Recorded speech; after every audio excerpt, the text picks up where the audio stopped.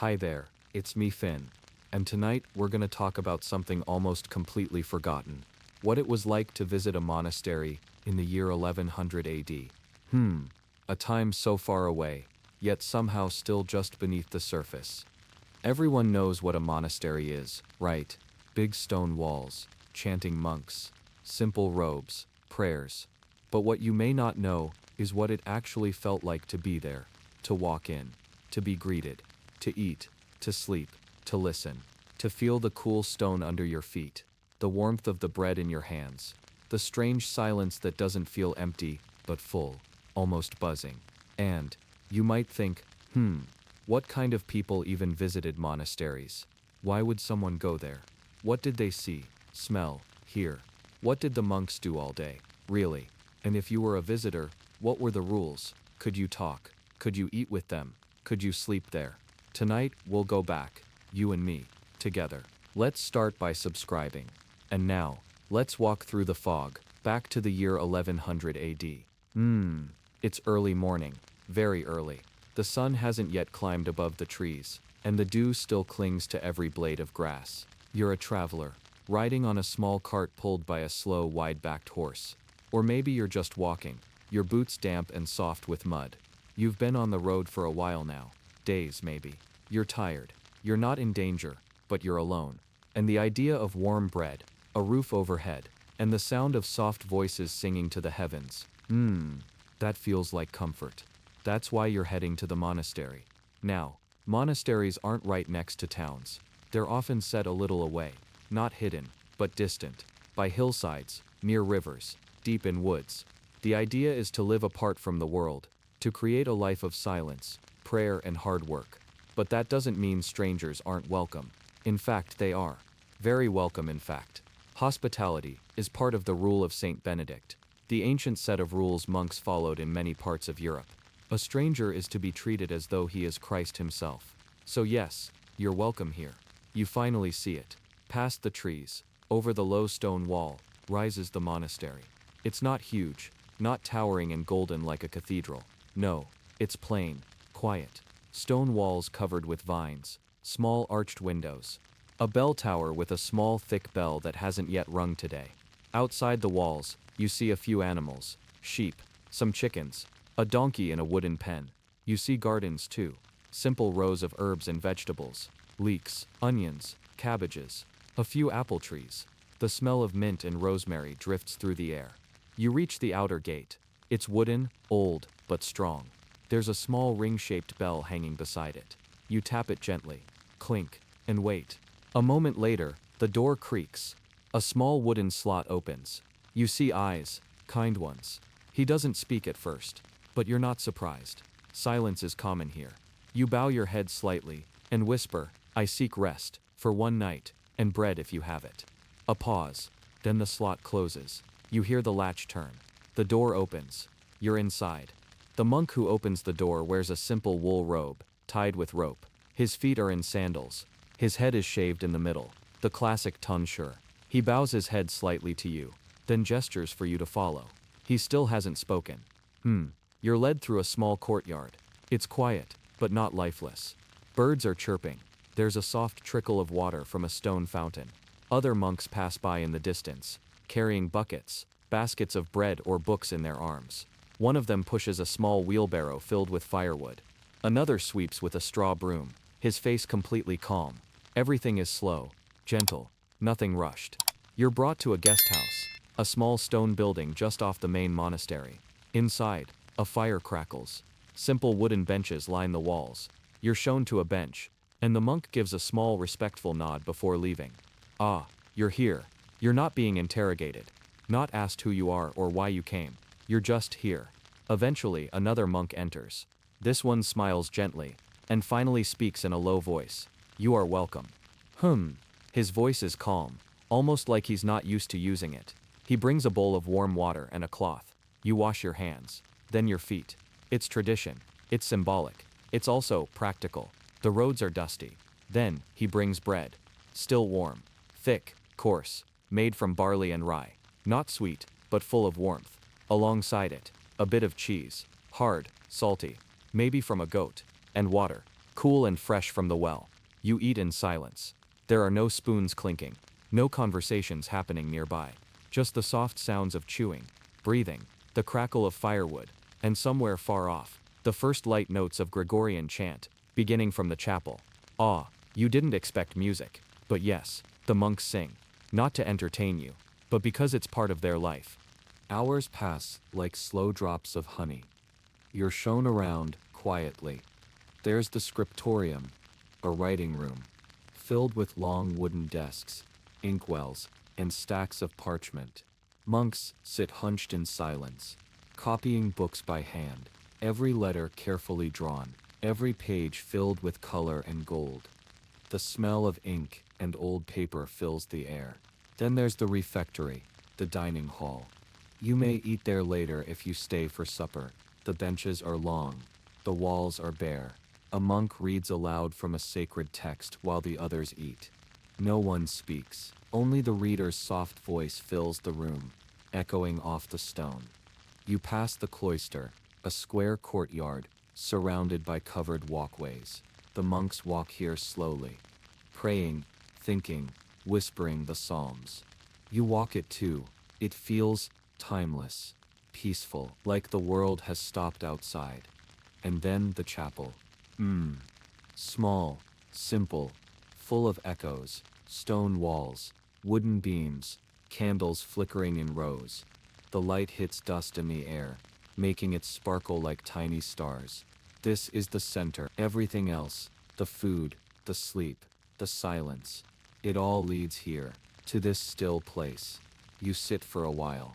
A monk offers you a candle to light. You take it. Place it near the altar. Say nothing. Just breathe. The day passes in quiet rhythms. The bells ring softly at regular intervals. Not loud. Just enough to call the brothers to prayer. You learn they do this 7 times a day. Matins, before dawn, then lauds, prime terce sex, none, vespers, and finally compline before bed. It's like breathing for them. Inhale, exhale, pray, work, pray. You ask a question, softly. How do you live like this? One of the monks, older and warm-eyed, answers gently. It is not life to be escaped, it is life to be listened to. That stays with you. Pause. As night falls, you're offered a simple room.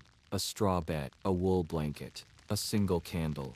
Outside your window, the wind whispers through the trees. You can hear the final chants of the day. Low, peaceful, slow. The monks are preparing for sleep. No torches, no noise, just stars overhead, flickering above the stone walls. You lie back. The walls around you are thick, cold, but safe. So very safe. You realize, this place is not silent because it's empty. It's silent because it's full. And that's how the first day ends. But we've only just arrived. We haven't yet joined the meal or seen what happens before dawn, or what monks really do in the middle of the night, when they rise to pray, barefoot, half asleep. We haven't learned what books they copy, what they believe, or how they heal the sick. But we will. We will. It's dark still, deep in the night. And yet something stirs. You hear it again, the bell. A single, heavy sound. Dong. Dong. Dong. It's time for matins, the very first prayer of the day. And yes, it's still night. This prayer happens long before sunrise. Around 2 or 3 in the morning, your eyes open, slow and blurry. You pull the wool blanket closer around your shoulders, feeling the chill seeping from the stone walls. For a moment, you think, surely they won't expect me to wake. I'm just a visitor. But then, your door creaks open. A monk stands there, a soft candle in hand, casting long shadows along the floor. He gives you a small nod, not a command, just an invitation. You rise, still wrapped in your blanket, and follow. Outside, the hallways are lit only by tiny candle sconces, placed every few meters along the cold walls. The air is quiet, but filled with a sense of movement. Not rush, not energy, just purpose. Peaceful, deliberate purpose. The chapel's wooden door is open. Inside, the room glows in candlelight, and the monks are singing, not loudly, not joyfully, but slowly, like a river of breath. O, E, E, low, long notes. They flow like smoke. Each monk stands in place, hood pulled low, eyes closed or half-lidded. The tones rise and fall with precision. No one speaks, no one coughs, no one fidgets, just the sound, soft, deep, ancient. It's Gregorian chant, or maybe something even older, and the sound doesn't just echo, it seems to fill the entire space. The stone absorbs and carries it. You sit on a small bench in the back, heart slow, body heavy with sleep, and yet, the music begins to lift you. Just a little. You're not thinking anymore. You're just being. The service lasts maybe half an hour, or maybe an hour. You've lost track, but no one minds. Time doesn't feel like time here. It's something else, softer. After matins ends, the monks leave in silence. Some head back to their cells, some stay in the chapel, kneeling in prayer. You follow the quiet monk who brought you, and return to your little room. As you climb back into your straw bed, your ears still ring with the soft echoes of the chant, and then, the silence returns. Hours pass. The night gives way to pale blue dawn. You wake again, this time gently, not by bells, but by the thin line of light creeping through the shutters. It smells like firewood now. And something else. Is that bread baking? You sit up. You listen. The monastery is beginning to stir again. Soon, the bell rings again, this time, for lauds, the second prayer of the day. But this one happens at dawn. It's quieter than matins, but warmer. You choose to go not out of obligation, but curiosity, and perhaps comfort. By now, you're familiar with the chapel's scent. Wax, dust, old stone. The monks sing again, and now in the morning glow, their faces look softer, their robes more worn. You realize, these men live this way every day. Every day. You begin to wonder what drew them here in the first place. After lauds, the first meal of the day is served. Breakfast. It's not elaborate. You sit at a wooden bench in the refectory, the long echoing dining hall. A monk places a bowl before you. Soft cooked porridge made from oats. A heel of yesterday's bread. A clay mug filled with warm goat's milk. Another mug of water. No one speaks. Instead, one monk stands at the far end, reading slowly from a book. You can't make out every word, but it sounds like Latin, maybe Psalms. His voice is steady, calm, unchanging. It rises and falls with rhythm. You eat slowly. It's filling. Nothing sweet, nothing sharp, just gentle. You realize, food here isn't for pleasure, it's for peace. After breakfast, the monks begin their work. Yes, prayer is central, but labor is also sacred. Ora et labora. That's the phrase. Pray and work. Some monks tend the gardens. You walk beside one of them. He hands you a small wooden spade.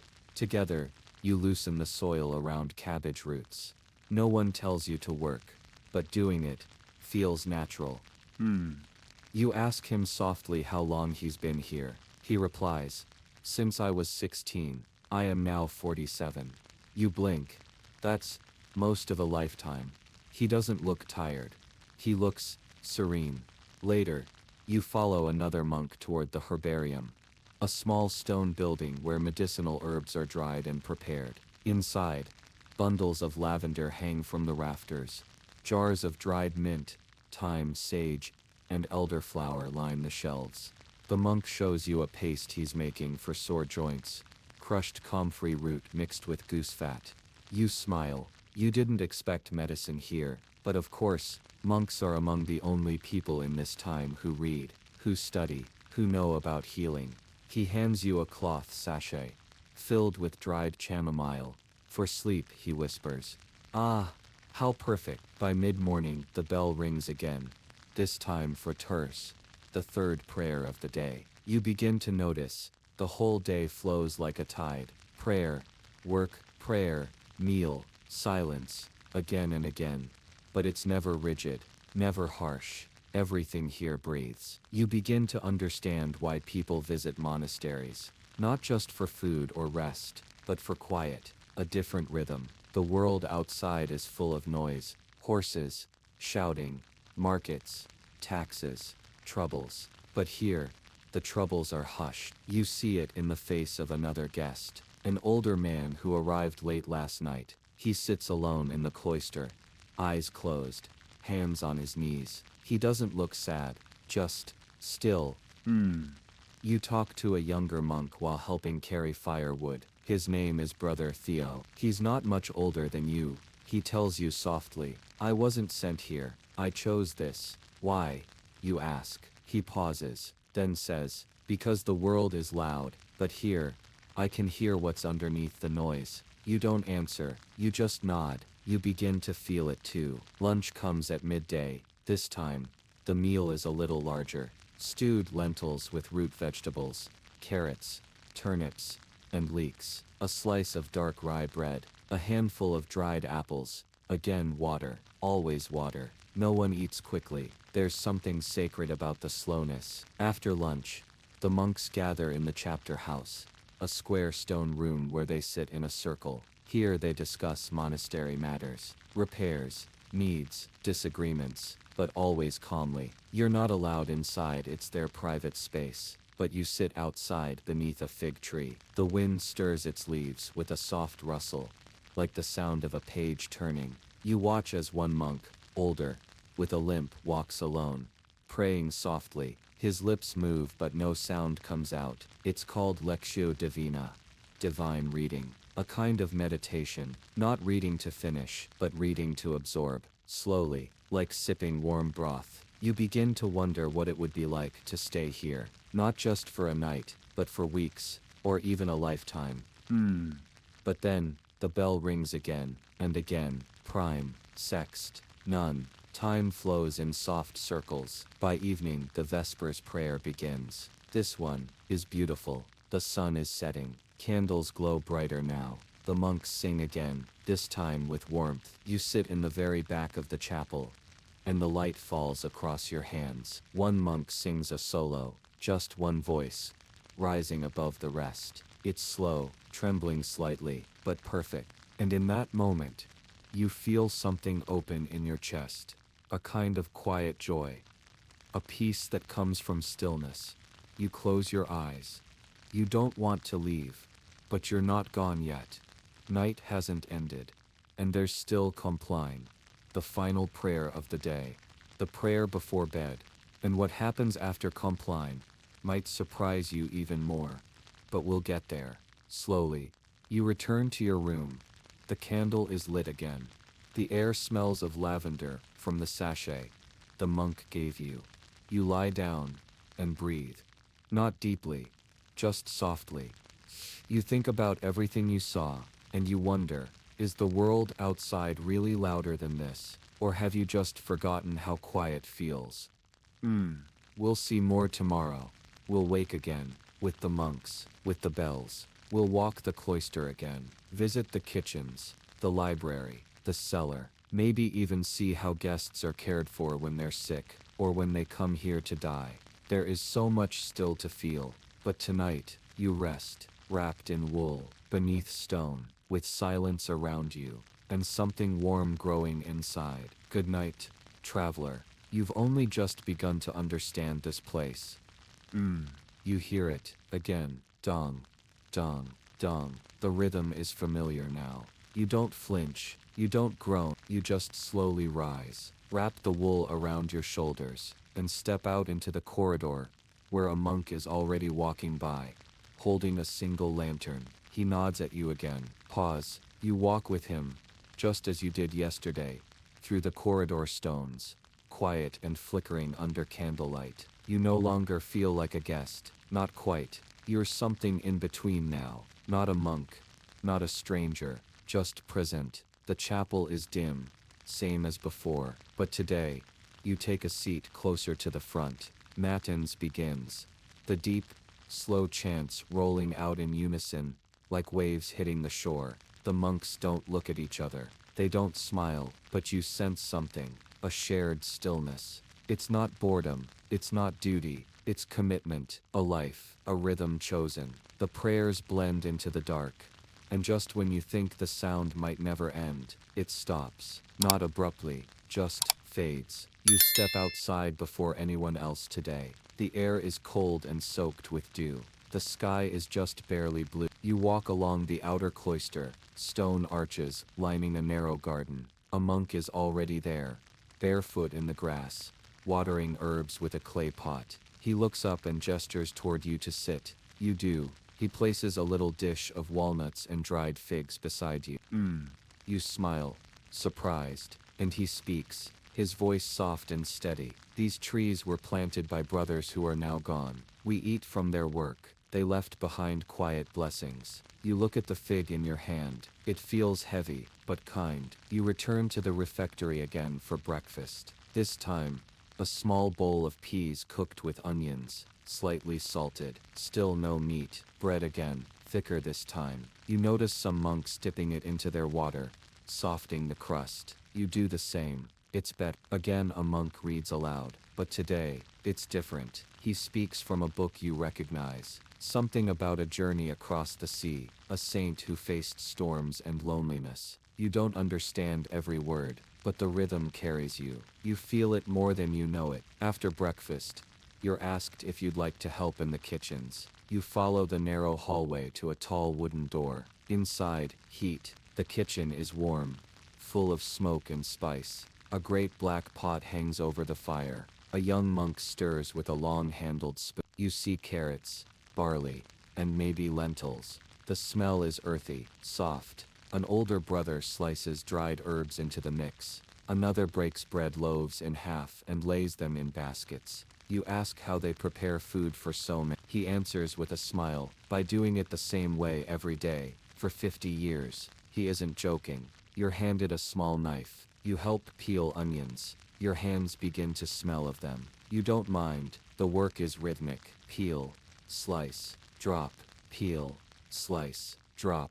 The fire crackles. Someone coughs softly. The rest is silence. Outside, the sun begins to rise higher. It's late morning now. You follow a monk to the scriptorium, the writing room. And here, it's different. Quiet in a sacred way. This is where the monks copy texts by hand.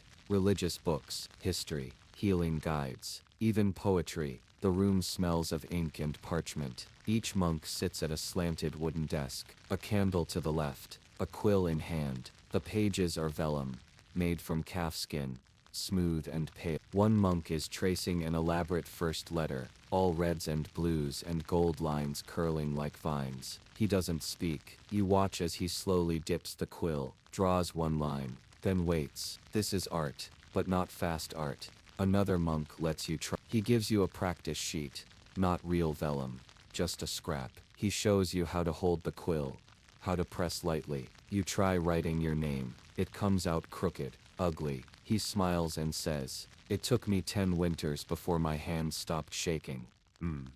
10 winters. Outside the window, the leaves shake in the breeze.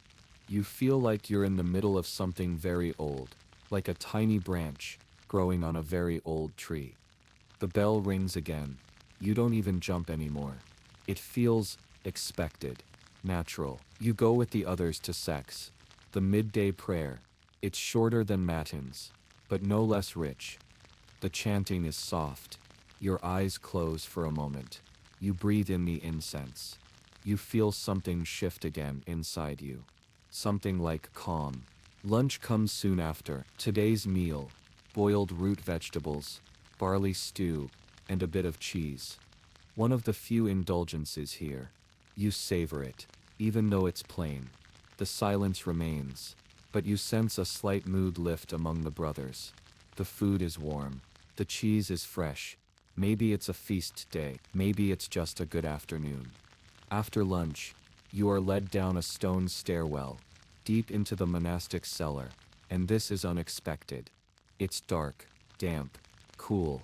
Clay jars line the walls, barrels of ale, racks of wine. The monk leading you carries a lantern and explains these are for guests and medicine, not for pleasure. Everything here has a purpose. He uncorks a jar and lets you smell it. Strong, Herbal. You realize monks aren't just farmers or singers. They are brewers, chemists, herbalists, historians, caretakers. Down here in the cellar they keep knowledge as much as food. Some jars are labeled with dates, others with saints' names. You wonder how long this tradition has lasted, and how long it will last after you're gone. You climb back up into sunlight, blinking. You feel like you've traveled through time, but the day isn't over. Back outside, a young monk brings you to the infirmary. Yes, monasteries cared for the sick. Inside, you see rows of straw beds, each with a wool blanket and wooden bowl. Simple, clean. No patients today, but the scent of herbs lingers. One monk explains how they treat wounds with honey and garlic, how fever is eased with willow bark, how prayers are offered not to replace healing, but to walk alongside it. You realize this monastery is more than a retreat. It's a sanctuary for body and mind. Later, while walking the cloister again, you hear laughter, soft but real. Two monks, perhaps brothers, are sitting under a fig tree, exchanging quiet jokes. One of them holds a wooden flute, the other taps the ground with a spoon. They aren't solemn now. They're human. You sit near them, not close, just enough to feel the moment. The sun is low now, the breeze is warm. Time feels like honey, thick, slow, golden. Then, the bell again. This time it's for vespers. You walk there without even thinking. Your feet know the path. You sit in your usual place. The chants rise, and you realize you know the melody now, not the words, but the feeling, the pulse. You hum along, quietly, respectfully. The service ends, but tonight, there's something special. A guest is arriving. You notice movement by the gate. A man older, supported by a wooden staff, dusty clothes, tired eyes. He's welcomed not with ceremony, but with water. A young monk removes his shoes, washes his feet, offers a clean robe. Another hands him warm soup, bread, a place to sit. No questions asked, only kindness. You ask a nearby monk, "Do you know him?" He replies, "No, but he is tired, and that is enough." You think about that. You watch as the old man eats, slowly, gratefully, and then he weeps. Not loudly, just a few tears. And still, no one asks him anything. He's allowed to be exactly what he is. A tired soul in need of stillness. Just like you. That night, the monks prepare for Compline, the last prayer. This one is different. The chapel is darker now. Only a few candles. The chanting is slower. It almost sounds like a lullaby. You sit beside the old man. He holds the bowl of herbs they gave him. Lavender, chamomile, mint. He breathes it in. You do too. You think, maybe sleep will come easily tonight.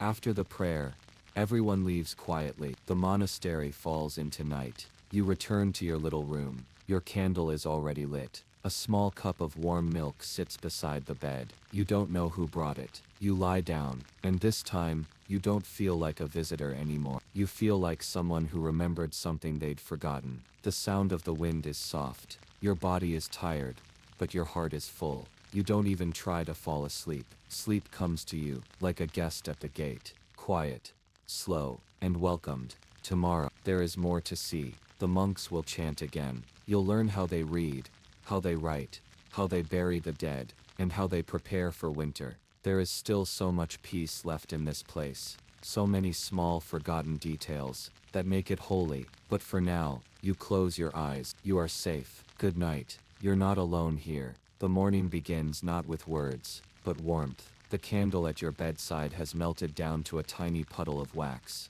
A soft knock at the door.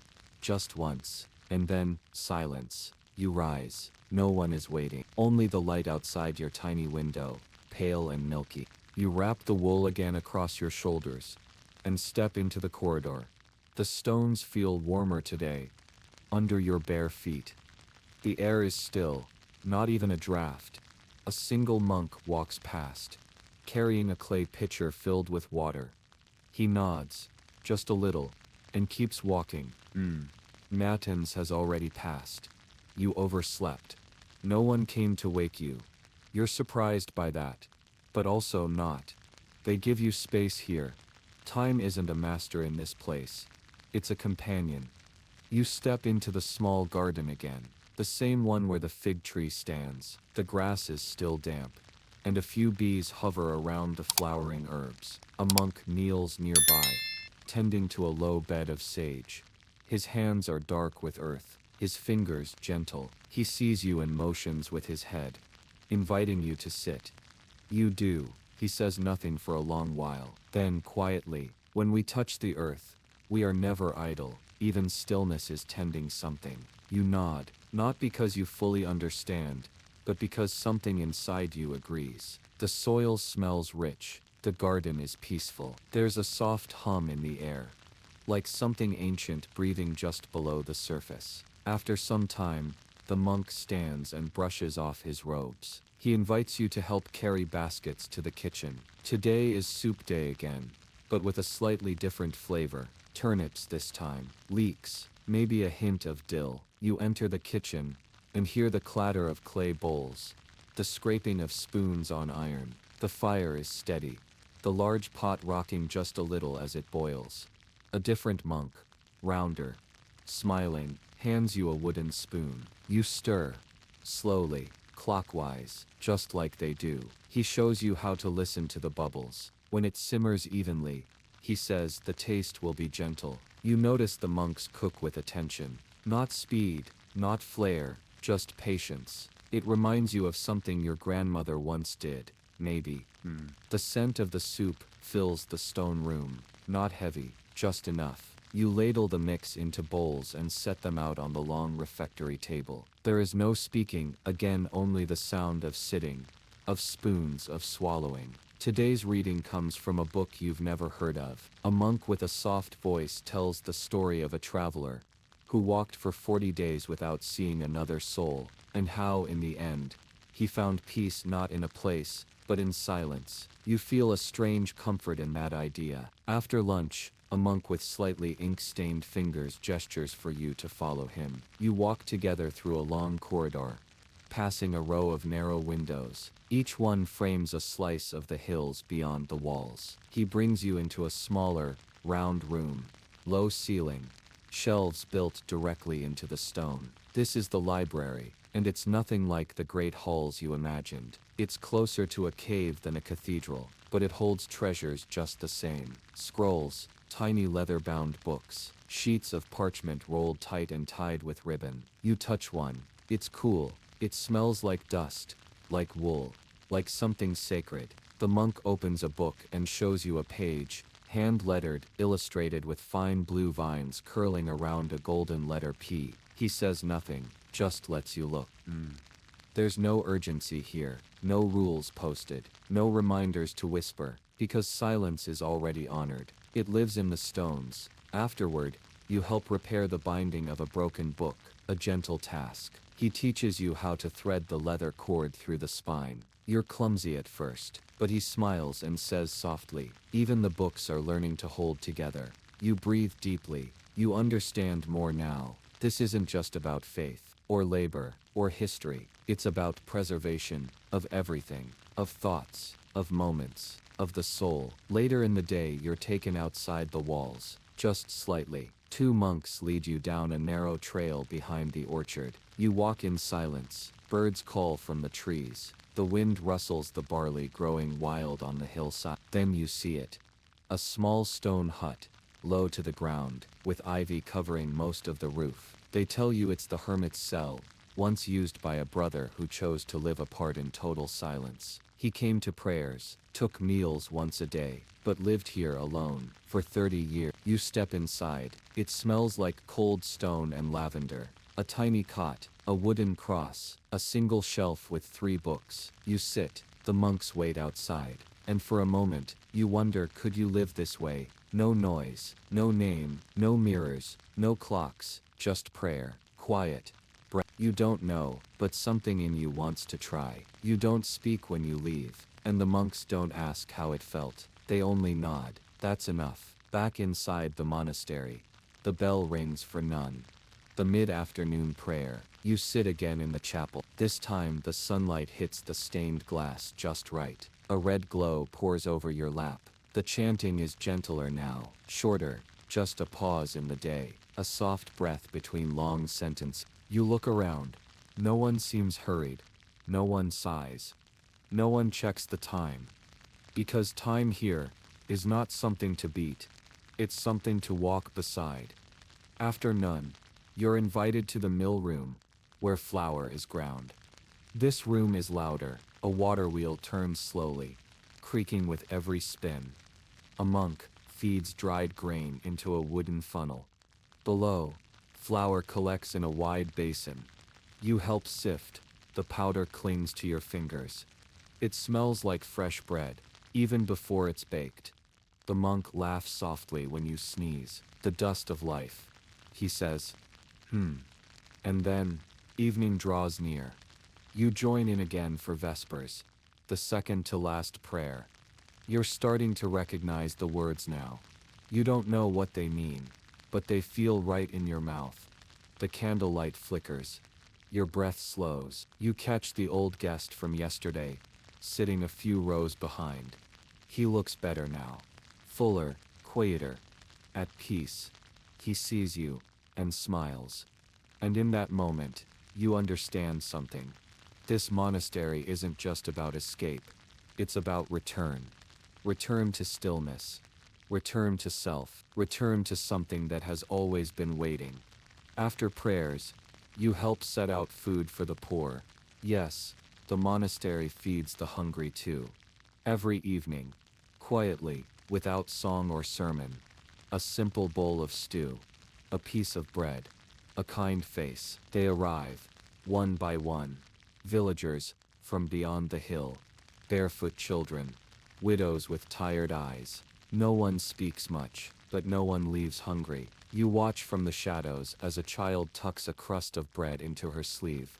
Perhaps for later. A monk kneels beside her and gently wraps her in his cloak while she eats. The fire crackles nearby. A gentle warmth, a small mercy. You feel your throat tighten, not with sadness, but with something like gratitude. This is what peace looks like, you think. Not gold, not silence, not power, but care. Quiet, gentle, daily. Care.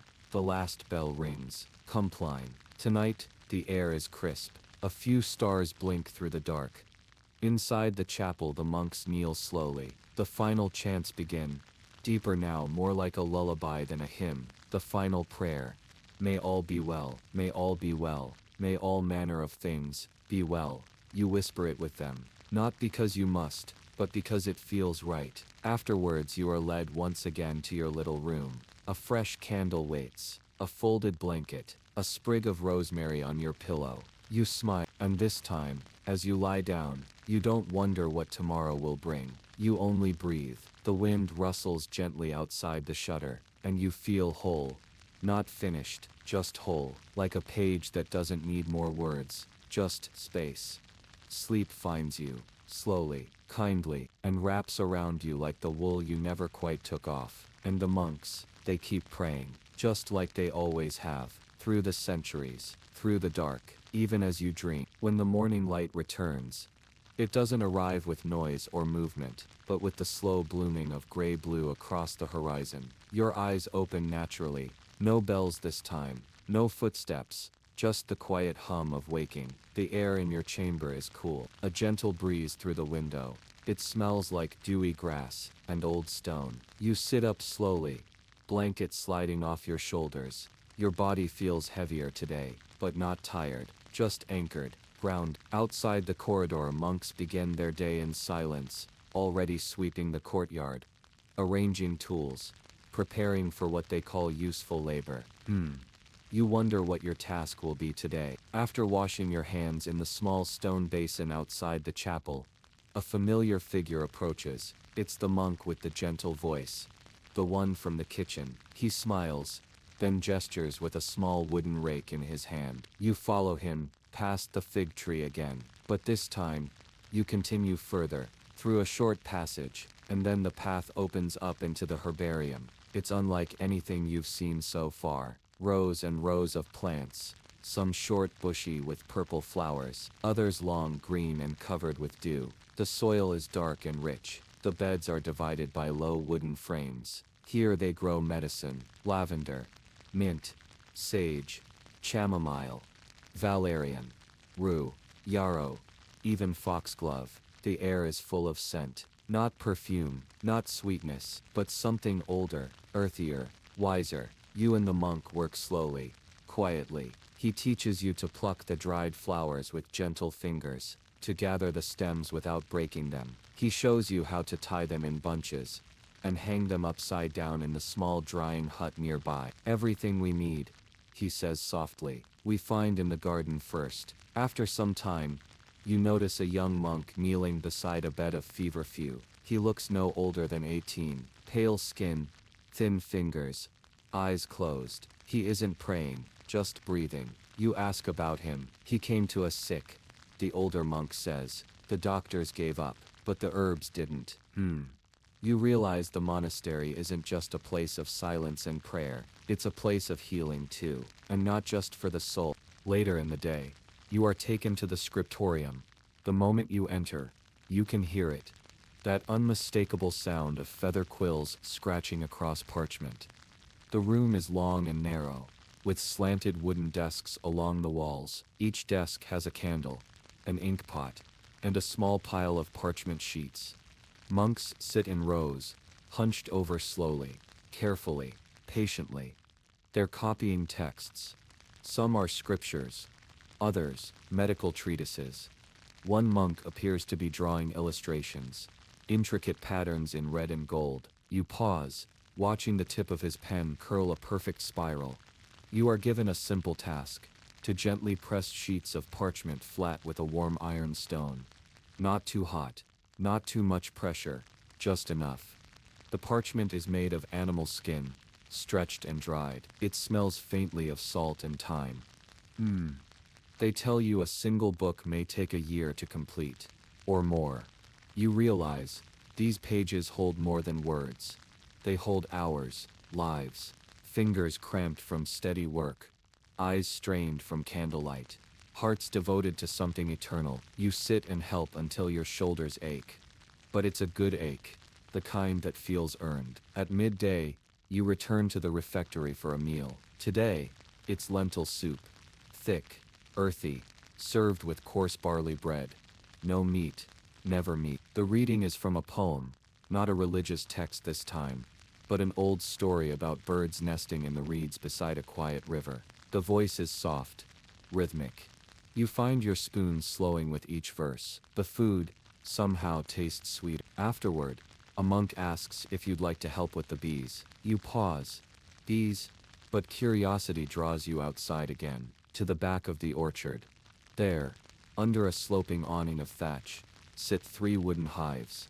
Simple boxes, each humming softly like sleeping animals. You're shown how to move slowly, how to breathe evenly. Bees do not like sudden movements, you're told, but they respect gentleness. The monk lifts a lid slowly, and inside you see the golden combs, fat with honey and pollen. Bees move in slow spirals, crawling and weaving, a dance without sound. You help collect some wax. The monk chuckles when a bee lands on your shoulder and just sits there, quiet, content. He says, "They know who belongs." You smile at that. In the late afternoon, there's a short storm. Rain begins lightly, a soft tapping on the clay tiles, then heavier. It drums against the stone walls. The sky darkens. You retreat into the cloister walk, the covered walkway surrounding the courtyard guard. The sound of rain becomes a lullaby, echoing softly through the stone arches. A few monks walk by, their robes wet at the hem, but no one runs, no one hurries. Rain is a blessing, you're told. Every drop a gift. You sit for a while, just watching it fall, and in that moment, nothing is missing.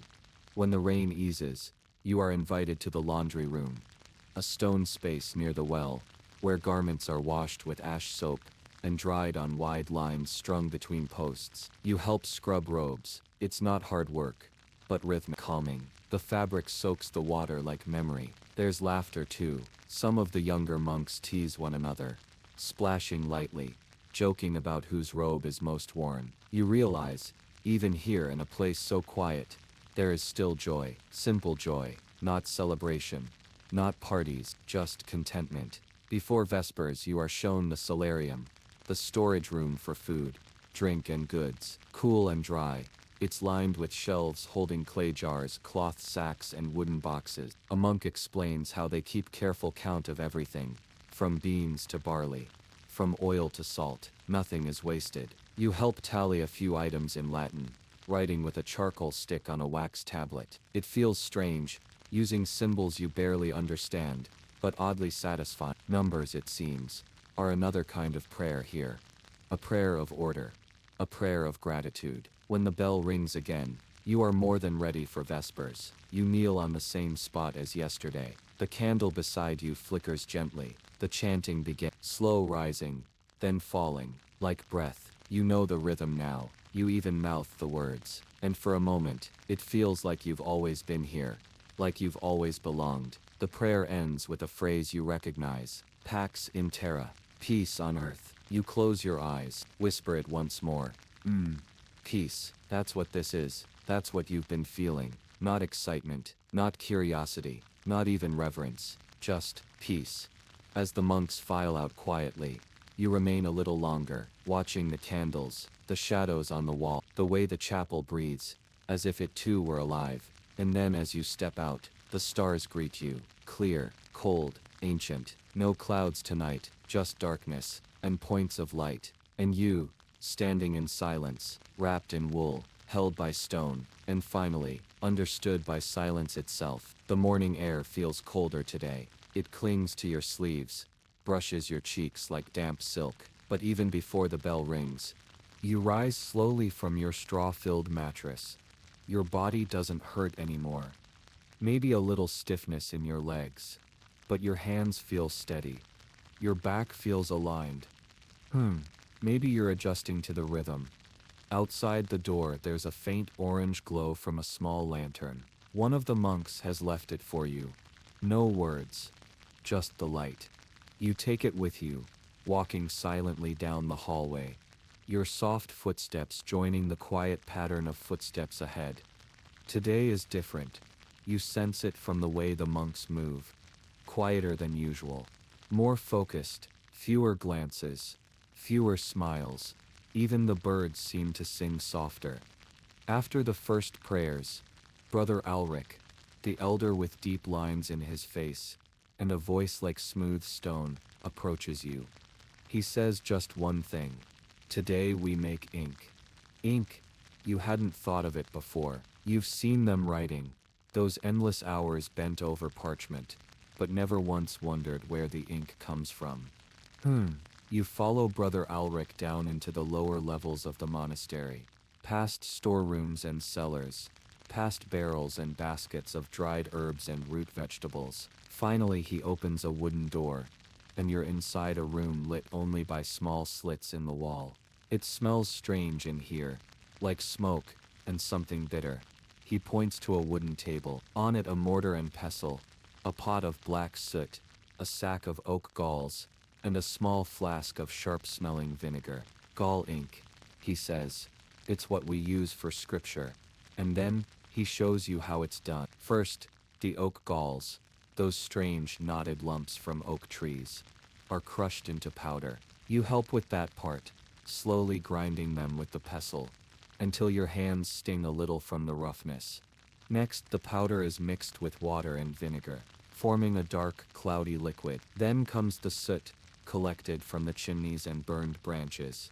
It's sifted finely and stirred in slowly. The mixture darkens, thickens, becomes something dense, like black wine. He adds a pinch of iron salt, and just like that, the color deepens into a rich, almost blue-black hue. He dips a feather quill into it, then presses it to parchment.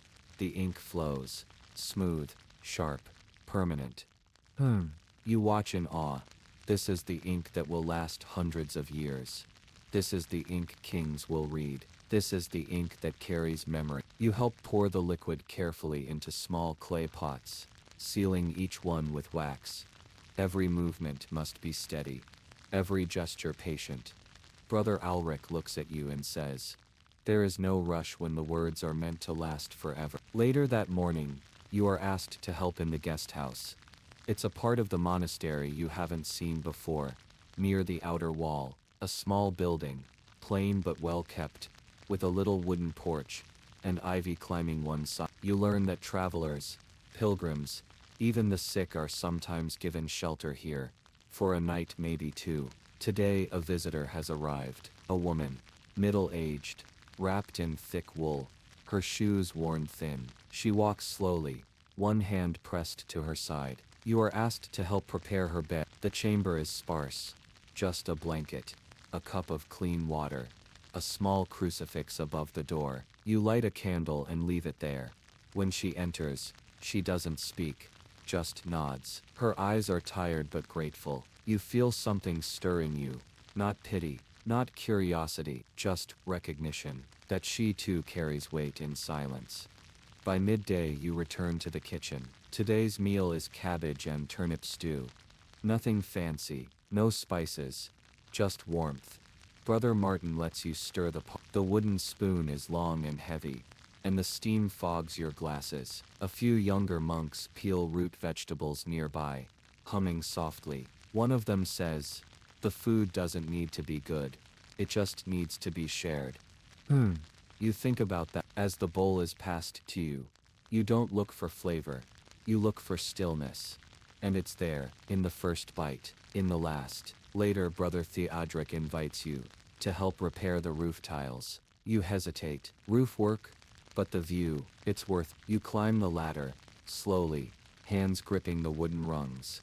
The stone wall cool beneath your fingers, and when you reach the top, the entire valley stretches below. Fields in soft greens and browns, trees scattered like whispers, a distant river gleaming like thread. The sky is wide, cloudless, the roof tiles are heavy. You work beside Brother Theodric, sliding the broken ones away, passing up replacements. The wind brushes your face, and for the first time in days, you laugh, just once, a short breath of joy. Because up here, above the chants and the prayers, above the ink and the stone and the rules, you feel like the world is still kind, still whole, still turning. Craig.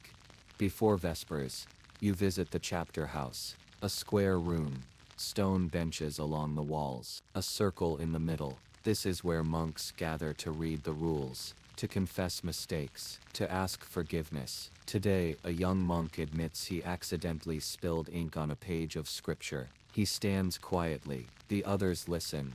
There is no anger, no punishment, only a nod, and a short passage read aloud. Patience in error is the way to grace. You sit with that. What would it be like if the world outside worked the same way? Evening comes gently. The shadows grow longer. The courtyard seems to whisper with each breath of wind. The monastery feels less like a place and more like a heartbeat. You return to your chamber, but this time it feels warmer. Not because of the fire, there is none tonight, but because it feels like it belongs to you. You light a small beeswax candle. Its glow reaches the edges of your table. You take out the little wax tablet Brother Alric gave you earlier, and using the blunt edge of a stylus, you begin to write. You don't know what to say, but you begin anyway. One word, then another. They don't need to be perfect. They just need to be true. And when the candle finally dims, you whisper a prayer you didn't know you had memorized. Not for salvation, not for answers, just a thank you. Thank you for the quiet. Thank you for the sky. Thank you for the ink that remembers. The sky was still holding on to its indigo blue when the first bell rang. Not loudly, not in a way that would startle, just soft and low, like the monastery itself was waking gently. You stretched under the thick woolen blanket, listening to the quiet all around you. No birds yet, no footsteps, just breath and the cold stone under your feet. When you swung them down from the bed, you were beginning to learn, to remember the little rituals. Fold the blanket, wash your hands in the cold basin, walk the corridor without shoes, so the steps don't echo. There is comfort in it, the sameness, the rhythm. When you step outside your cell, the hallway glows faintly, with candles. Brother Simon is already walking ahead, holding a small lantern. You fall into step behind him. No words, just the soft creak of wood underfoot. Today is scriptorium day. You heard about it 2 days ago. A quiet voice, during Vespers, had said, "We copy the Psalms on Wednesday." You weren't sure what that meant at the time. But now, as you step through the wooden door into a long, narrow room, with benches, desks, and windows cut into the stone, you understand. This is the writing room. The place where centuries are carved in ink, where parchment becomes memory, where hands remember what mouths might forget. Brother Alric is there again. Of course, his hands are already stained dark with ink. He motions to a stool near his desk. You sit down quietly. There's a soft cushion on the seat. A kindness you didn't expect. He show you a page, carefully, reverently. The words are so fine. They almost don't look human, like tiny black vines with gold leaves curling at the edges. The beginning of Psalm 1. He says, his voice no louder than the breeze. Beatus vir qui non habeat. Blessed is the man who does not walk in the counsel of the wicked. You nod, not because you understand Latin, but because you understand intention. You can feel it in the ink. He hands you a scrap of parchment, a stylus. No ink yet, just practice. You copy the letters slowly. Their shapes are strange. Their curves sharp and narrow. You feel your hand tremble slightly. That's all right. No one is watching to judge you. This isn't about being perfect. This is about being faithful. You write the letter B over and over, then E, then A. Each time you get a little closer. Not perfect, but closer. Brother Alric checks your progress once, just once, then gives a soft smile and places a small pot of ink in front of you. It smells like the mixture you helped make 2 days ago, bitter and metallic, and earthy. You dip the quill, just a little, not too deep, and you begin again. One letter, then the next. The strokes are slower now. Each one leaves a small trail of black that seeps gently into the parchment. Never rushing, never bleeding too much. You start to lose track of time. The wind outside sighs through the window slits. Birds call to one another from the trees. Somewhere a bell rings faintly, marking an hour, maybe more than one. But you don't move. You are part of the silence now, part of the memory making, and when you finally pause to breathe, you realize your page is nearly full. The meal that day is bread, thick and warm. No butter, but the crust is good, and the center soft. You eat slowly, next to the herb garden, under a bit of sun that filters through the early spring clouds. Brother Garant joins you. He's younger than the others, maybe only a few years older than you. His robes still look new, his hands still unmarked. He asks gently if you'd like to walk with him after the meal. You nod. He takes you around the outer grounds, past the fields of barley and spelt, past the apiary, where bees hum steadily inside little wooden boxes, painted with blue patterns. You watch a single bee land on a flower near your foot. Brother Garant says, almost whispering, "They're more disciplined than we are, you know." You smile. He continues, telling you how the monks use the honey in medicinal pastes, sometimes in rare breads, sometimes just a spoonful in hot water for sore throats. It's like learning the monastery's second language. The quiet one that doesn't need parchment, the rhythm of earth, the gentle touch of usefulness. When the walk ends, he brings you to the infirmary. A clean, peaceful room. Blankets folded on narrow beds. Jars of dried herbs on wooden shelves. Bottles of tincture. Deep greens, cloudy yellows, dark reds. Sister Leora, the only woman who lives here as a permanent guest, a healer trained before she ever came to the monastery, waves gently from her chair. She doesn't speak much, but her hands are confident.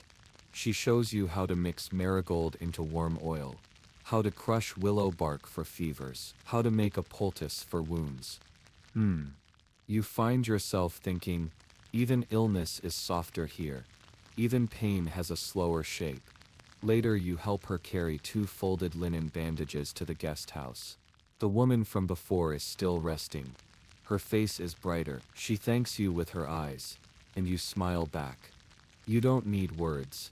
Before Compline, the night prayers, You spend some time in the cloister garden. It's walled on all four sides, open to the sky with a single stone fountain in the center. You sit beside it. The water drips slowly, a circle within a circle. You watch a bird land briefly on the edge, then leave. You notice a small weed growing between two stones. Just a green thread, nothing more. But it holds its space like a secret. Brother Thomas walks by, sweeping the path with a stiff broom. You ask if he ever gets tired of doing the same thing every day. He pauses, leans on the broom, says, "We don't do it because it's different. We do it because we're different each time." That stays with you, long after he walks away. That night, in your small room, you hold the wax tablet again. You trace a few lines. Nothing special, just shapes, swirls. Then, maybe by instinct, you draw the little weed from the cloister path. Its thin green stem, its small curling leaf. You smile, because maybe it's not about recording grand stories. Maybe it's about noticing the quiet ones. The ones that almost get forgotten. You blow out the candle, and sleep comes so gently. You don't even feel it arrive. Today begins not with a bell, but with a knock. A soft one. Just 2 taps. You're already awake when it happens. Lying still on your straw mattress under the thick woolen blanket, staring up at the wooden beams above. You've started waking early now. Even before the bell. As if your body is starting to learn the quiet language of the place. You open the door and Brother Alric is standing there with a bundle of cloth in his arms. "Come," he says simply. You dress quickly. The robe feels warmer today. Maybe the sun is rising a little earlier now. Maybe your body has stopped fighting the When you step outside, the monastery feels different. Not louder, not busier, just fuller somehow. As if the stones themselves are stretching in the soft morning light. Brother Alric leads you past the herb garden and the apiary, down a narrow path you hadn't noticed before. At the end of it, half covered by ivy and wooden vines, is a small stone building. He pushes open the door and you step inside. A scent hits you first, strong, earthy, sweet and sour all at once. A smell of fermentation, damp wood, and warm flour. This is the bakery. The oven glows with a low red warmth. In the corner, 2 long wooden paddles lean against the wall, and sacks of barley and rye are stacked neatly along the sides. Brother Anselm, the monastery's baker, stands behind a long table, his sleeves rolled up, and hands buried in a bowl of dough. He looks up and nods. "Come, knead," he says, "that's all." You walk over and he gestures to a smaller bowl. The dough is cool and sticky, like wet earth. He shows you how to fold it. Push, stretch, turn, again and again. It feels good, calming, like you're making something useful, something simple and kind. He doesn't speak much, only points now and then. Sprinkles flour, adjusts the fire, checks a rising loaf wrapped in cloth. After a while your arms ache, but you keep going, because here, silence is just another way to be together. When the first batch of bread goes into the oven, you sit on a small stool and sip warm barley tea from a wooden cup. It's slightly bitter, but it warms your fingers and chest. Brother Anselm pulls out a loaf, cracks it open, and hands you a piece. Steam rises in curls. The crust is thick and dark. The inside is soft, almost sweet. You eat slowly, feeling every bite like a quiet thank you. After the bakery, you're taken to the laundry house, where the sisters work. Yes, though this is a monastery for men, a few lay women are allowed here. They don't pray in the main chapel, but they care for the robes, the linens, the guests. They live in a small house just beyond the outer wall. Sister Ellen meets you at the door. Her hands are already wet, red from the cold water. She offers you a cloth apron, and points toward a basin filled with tunics. No words, no rush, just work. The water stings at first, but you get used to it. There's a bar of lye soap, thick and yellow, and she shows you how to rub it into the fabric using a stone slab. You work side by side. Outside, crows are calling in the trees. A light breeze carries the smell of pine needles. At one point, Sister Ellen hums a little tune. Just a few notes, repeating. You don't recognize it, but it feels old, older than words. After the rinsing, you help hang the wet clothes on a long wooden rack by the fire. They drip softly onto the stone floor, one drop at a time. There's something peaceful in the repetition. Soak, scrub, rinse, hang, again, again. She hands you a dry towel at the end. You warm your hands by the fire. The flame flickers, dancing against the walls. No one speaks. No one needs to. When you step back outside, the sun is higher. The crows are quiet. The monastery bell rings once. For sex. The midday prayer. The chapel, when you return, smells of melted wax and wood smoke. The monks are already in their seats, standing now for the first reading. You slip quietly into the last row. A soft voice recites Psalm, I lift up mine eyes unto the hills, from whence cometh my help. The voices rise together in slow chant. You don't know the words, but your mouth tries to follow anyway. It doesn't matter. The rhythm matters more than the meaning. You close your eyes. You feel the stone under your feet. You feel the vibration in your chest. For a moment, everything feels still. Then the chant ends, and the silence afterward feels like the world has paused just for you. After the meal, more barley stew today, and a slice of pear from the monastery's last barrel. You help Brother Simon with wood gathering.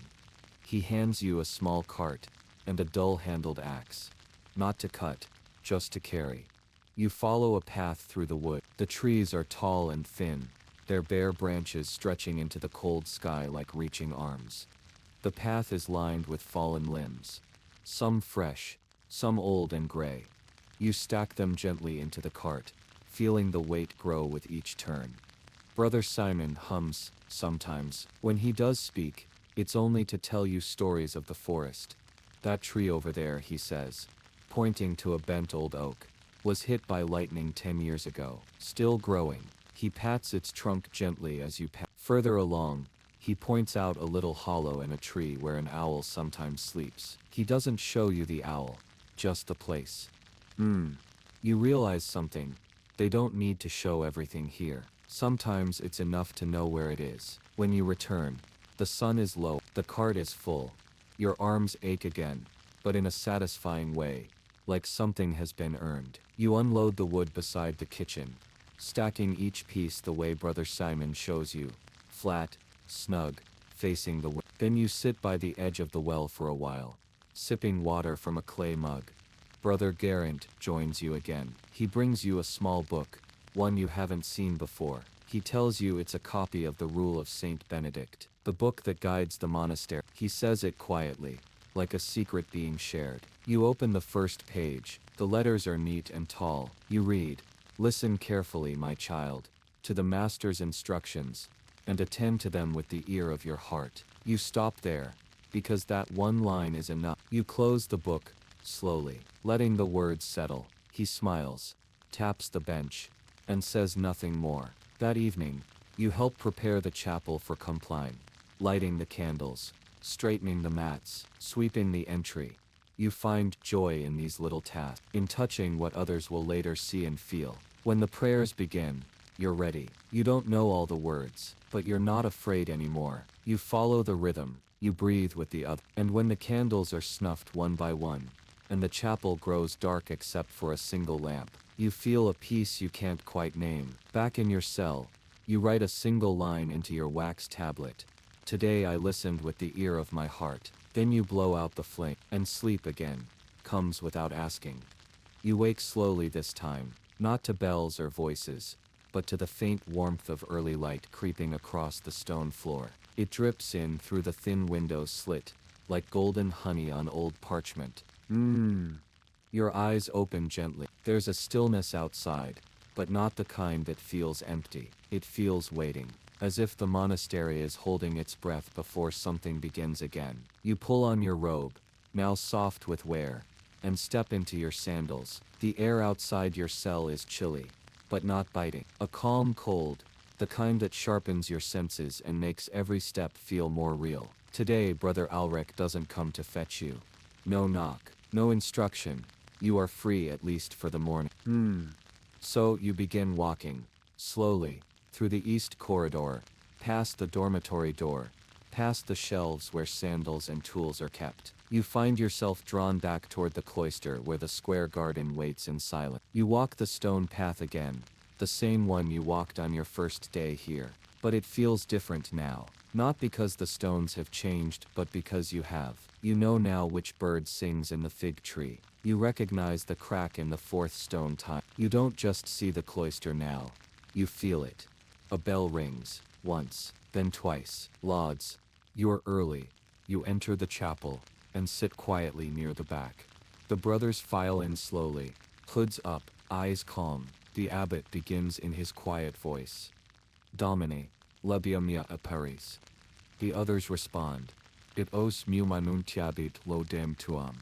Their chant rolls like a wave, soft, slow, complete. No one rushes. There is no rushing in this world. The monastery teaches time differently. It's not a clock, it's a rhythm. After prayers, you follow the others to the chapter house, a place you haven't yet been allowed. But now, the door is open. It's a small round room, with curved benches running along the stone walls. A single lantern flickers above, casting gentle shadows on the worn floor. This is where the monks meet each morning to confess small faults, to hear readings, and to receive instructions. You sit near the edge, quietly. The abbot reads a passage from Saint Benedict again. Let the abbot be like a wise shepherd, who knows the names of his flock. Then, one by one, the monks rise and speak softly. I slept too long. I forgot to sweep the west stairs. I spoke out of turn. Just small things. Gentle admissions. No punishment, just acknowledgement. And a nod from the abbot. It's strange, you think, how honest they are. Not because they fear judgment, but because they value the shape of a clean heart. When the last brother sits down, they sit in silence for a long while. No one moves. Then, as if the air itself has shifted, they rise and leave without a word. You follow, quieted inside. Afterward, you return to the scriptorium. This time, not to watch, but to try. Brother Cadfan greets you with a nod. He hands you a fresh sheet of vellum, a small pot of ink, and a wooden stylus. He places a guide sheet beneath the parchment, with lines ruled faintly in red. You may copy, he says, pointing to a small psalter open beside you. The letters are delicate, but you try. Each stroke must be slow, each curve thoughtful. The ink flows thick, so any mistake is permanent. You make one, a letter too close. The ink bleeds. You look up, but Brother Cadfan only shrugs gently. There is beauty in the effort, he says. You continue. Time vanishes here. There is no sun, no bell to break your focus. Just the quiet scratch of styluses on parchment, and the occasional flicker of candlelight. After many hours, maybe 2, maybe 5, you have half a page of text. Your wrist aches. Your eyes blur, but it's yours. You leave it to dry and step outside. You decide to explore further today. Past the orchard, toward the guest house, the place where pilgrims sleep when they visit. It's a low, timbered building with thick walls and a slanted roof. Inside there are 3 small rooms with straw beds, a fire pit in the center, and a wooden crucifix above each door. You meet Brother Renaud there. He manages the guest house, and greets visitors when they arrive. He offers you a cup of warm ale, brewed with herb. Not much, but it soothes the stomach, he says. You sit with him by the fire. He tells you stories of the travelers he's met. A lost knight, who came with a broken sword, and left with a silent vow. A widow, who slept for 3 nights, and never spoke a word. A merchant from Rome, who left behind a gold coin and a single sock. He chuckles. Funny what people forget. You smile. Then, he grows quiet. Sometimes they just need silence. He says. Not answers. Not blessings. Just stillness. You nod. You're starting to understand that now. Later, you walk back through the kitchen garden. Brother Thomas is there, trimming the rosemary bushes. He hands you a small bunch. For your pillow, he says, smiling. It helps with dreams. You inhale deeply. Ah, sweet and sharp at once. You help him for a while, pulling weeds, turning the soil. You learn that garlic is planted deep, while onions like to stay closer to the sun. He shows you how to check if the sage is too woody, or the mint too wet. Every plant has its mood, its rhythm, its patience. Like us, he says, wiping his hands on his tunic. You leave with dirt under your fingernails and a sprig of thyme tucked behind your ear. Vespers approaches. You walk slowly through the cloister again, passing the same fig tree, now touched by late sunlight. You pause at the stone basin to wash your hands. The water is cold. It reminds you that the world is real, that time is still moving. The bells call you back. You enter the chapel for the evening prayer. This time, you don't sit at the back. You stand among the brothers. Not as a guest, not quite a monk, but something else. A witness. After Vespers, the abbot invites you to the library. It's small, not many books, just shelves of parchment, scrolls and a few wooden boxes holding precious texts. He shows you one, bound in leather, marked with strange symbols. It's a copy of Boethius, The Consolation of Philosophy. He lets you hold it. It's heavy, real, sacred in its own quiet way. Even in silence, he says. The mind travels far. You sit and read by candlelight. You don't understand all the words, but some feel like they were waiting just for you. Back in your cell, you light your own candle with a small taper. You place the rosemary under your pillow. You sit for a while just watching the flame dance. You think of the silence in the cloister, the sound of the ink scratching on parchment, the warmth of the kitchen, the weight of the book in your hands. You write again in your wax tablet. Today, the stillness spoke more than words ever could. Then, without blowing out the candle, you close your eyes and let the flame burn quietly beside your dreams. Break. The candle was still burning when you woke. Low now, a gentle amber puddle near the wick. The wax has spilled slightly over the side of the iron dish, cooling like a frozen ripple. You sit up slowly, not because you're tired, but because it feels like that's what the monastery has taught you. To move with thought. Gently, slowly, without rush. Outside, the first bird sings. Just one. You recognize its call now. The same little voice that chirped on your second morning here, somewhere in the cloister, near the fig tree. You open your door and step into the chill, not biting cold, but a kind of stillness in the air that wraps you, like the morning is holding its wrath. The brothers begin their day early. You hear them, the hush of sandals on stone, the rustle of linen robes, the clearing of one throat, always the same brother. You follow them toward the chapel, lauds again, but this time it feels like something familiar, like hearing the same lullaby before sleep. They chant softly, without need to impress or reach. The Latin rolls through the space again, Domini, labia mea appares. You whisper it to yourself, a sound you've come to know, even if you don't fully understand every word. The light is different today, not gold, but pale, like milk over parchment. When the prayers are over, the monks file out quietly. One of them places a hand on your shoulder as they pass. He says nothing, just a pause, and then walks on. That one gesture stays with you. After the morning prayer, the abbot meets you by the cloister walkway. He gestures gently, a slight nod of the head, and leads you toward a place you've not seen yet. Through a heavy wooden door and down 3 worn stone steps lies the infirmary. The scent changes here. There's rosemary, yes, and lavender, but also the sharp bite of vinegar and thyme boiled in oil. Brother Matthias stands inside, tall, with deep lines in his face. His eyes are kind, not joyful, not tired, just steady. This is where we tend to wounds, he says.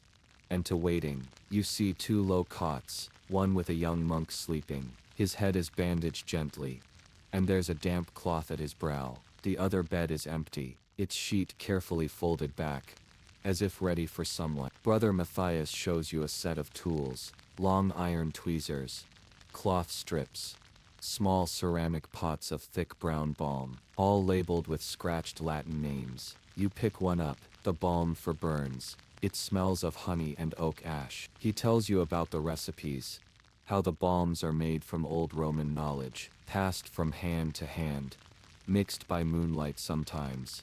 Because certain herbs bloom best then, you help grind dried elderflower in a stone bowl. The rhythm of it, round and round, is like a prayer. No one speaks for a while. Just the soft clink of stone, the muffled breaths of the sleeping monk, and the occasional creak of the ceiling beams above. Later you step outside and breathe in deeply.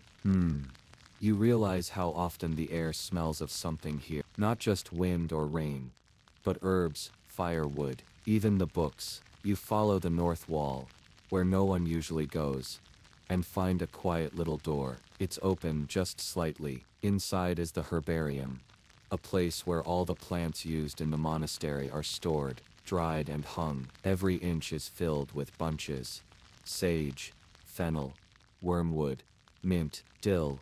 The ceiling is a cloud of hanging leaves, all brittle and whispering in the draft. You sit on a small stool and just listen. Each leaf flutters differently. Some whisper like paper, others like silk. You notice a tiny cat sleeping near the corner, curled into a basket. No one ever mentioned the cat. You smile. You return to the scriptorium to check your manuscript. The ink has dried. You lift the parchment carefully, and there in your handwriting is a full passage of Latin psalm. A little wobbly, but honest. Brother Cadfin glances over it. He doesn't say much, just, "You may try another today, if you like." He hands you a different passage, from Proverbs. You begin again. The quiet around you is different now, not unfamiliar, but comforting. You copy the words slowly, one letter at a time. Each line feels like a thread, and as you pull your stylus across the vellum, it's as if you're weaving something permanent, even if it's only for a book that will sit in darkness for years. You hear someone cough softly behind you. Then, nothing but peace. At midday the bells ring again. The brothers gather for their simple meal. Today thick barley stew, with leeks and a bit of cheese crumbled in, a slice of coarse brown bread, and a cup of warmed ale. The dining hall is filled with the faint steam of the bowls. No one speaks, of course not. Silence is sacred here, but the eyes speak plain. You watch as one monk passes an extra piece of bread to another. A nod of thanks. No words. You chew slowly, savoring each bite like it's a gift. You realize how different food feels when there is no rush to eat it. After the meal, Brother Thomas invites you to the beekeeping shed. You hadn't seen this part before. It lies near the edge of the orchard. A little timber hut with rounded skeps made of twisted straw. The bees are quiet now, too cool for flight. But you watch as Thomas checks the honeycomb frames. Each one drips slowly with golden syrup. He breaks off a piece and offers it to you. You taste it. Oh, it's warm from the hive. Rich. Deep. Like flowers and firewood and something older than language. You ask him if they ever get stung. Sometimes, he says, but not often. If your heart is quiet, the bees listen. You remember that. The rest of the afternoon is spent helping Brother Renaud mend one of the guest house walls. You mix lime plaster in a bucket with water and ash, then help smear it over the cracks in the timber. It's slow work. The wind picks up. Leaves swirl. You watch the clouds roll across the sky like ships. Everything is still. You forget what time it is, and it doesn't matter. At dusk you return to your cell. Your candle is fresh now. Your wax tablet sits beside it. You write, "I met a cat in the herbarium. I tasted honey older than memory, and the bees did not sting me." You pause, then add, "I think the silence knows my name now." As the last light fades, you lie back on your straw bed. The rosemary beneath your pillow still smells faintly sweet. Your muscles ache gently from the day's work. You do not feel tired. You feel full. And the walls of your cell no longer feel cold, just quiet. You close your eyes, let the wind speak through the stone, and drift again. Break. The night was long, but gentle. You don't even remember falling asleep. There were no sounds but the soft hush of the breeze outside, and the creaking of the timber overhead, like an old lullaby written in wood and wind. When your eyes open, the darkness isn't frightening anymore. It's soft. It holds you. You reach for the small pitcher of water beside your bed. It's cool, and it tastes of stone, of the well just beyond the courtyard. Refreshing. A few moments pass. You lie back down and stare at the ceiling for a while. Nothing urgent calls you. Nothing is waiting. But the day will come, slowly. And so you rise. As you walk out of your cell, the corridor feels different. You know its turns now, its patterns, the exact spot where the candle wax has melted onto the floor, the tiny notch in the stone halfway down the hall that you always step over. You smile at that. Outside, a silver mist has gathered over the grass. The garden is covered in dew. Even the wooden benches have turned a shade darker in the wet air. You inhale deeply. The air smells of pine, wet earth, and a little bit of ash. Someone's been tending the fire early. You step into the cloister and find Brother Alric already walking its circle, rosary in hand, lips moving just barely. He nods once, that's all, but somehow it feels like an entire conversation. The chapel bells ring out, slow and deliberate. You follow the sound, sandals soft against the worn stones. Lauds begins, the same chant, the same rising voices that seem to come not from men, but from the very breath of the building itself. You sit near the back this time, and you don't worry about what comes next. You just listen. When the prayer ends, the monks rise and file out one by one. Each step a rhythm, a pattern you've come to understand. But today, Brother Petrus gestures for you to stay behind. He has something to show you. He leads you not out the front door of the chapel, but toward a narrow spiral staircase tucked behind a curtain of plain linen. It twists upward in the dim. You follow slowly, your fingers brushing the cold stone as you climb. At the top is a wooden hatch, which he pushes open with care. You emerge into a small chamber above the chapel, the belfry. From here, the monastery looks different, smaller, but somehow more alive. The mist is beginning to lift, and patches of green show through. The bell looms beside you, heavy, dark, with Latin words engraved along its edge. Petrus places a gentle hand on the rope, and gives it a soft tug. The bell answers, not loudly, but enough to vibrate in your chest. You stand together saying nothing, just watching as the morning arrives, slowly, over the tops of trees. Afterward, you descend again. The stone steps echo your movement, like a whisper returning. Outside, the work has begun. Brother Marius is in the orchard, pruning the branches. He waves you over and hands you a pair of small iron shears. You've never pruned a tree before, but he shows you how. Cut just above the bud, he says. Not too close, let it breathe. The branches fall softly into the grass below. You don't speak much, you just work together. The apples are still green. A few have fallen early, and you gather them into a cloth bag, even the bruised ones. You'd be surprised, he says, what sweetness can come from something that's fallen. That stays with you. Later, Brother Reginald invites you to the scriptorium again, but not to write. Instead, he shows you a shelf you hadn't noticed before. These, he says quietly, are the older books.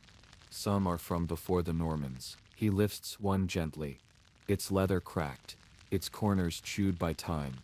He opens it slowly, revealing a page, not just of words, but of illumination.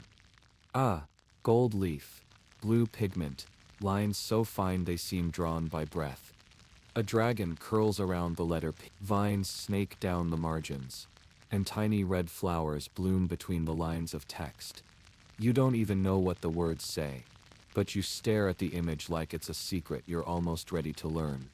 Would you like to try one? He asks. You blink. He smiles. Even guests may gild.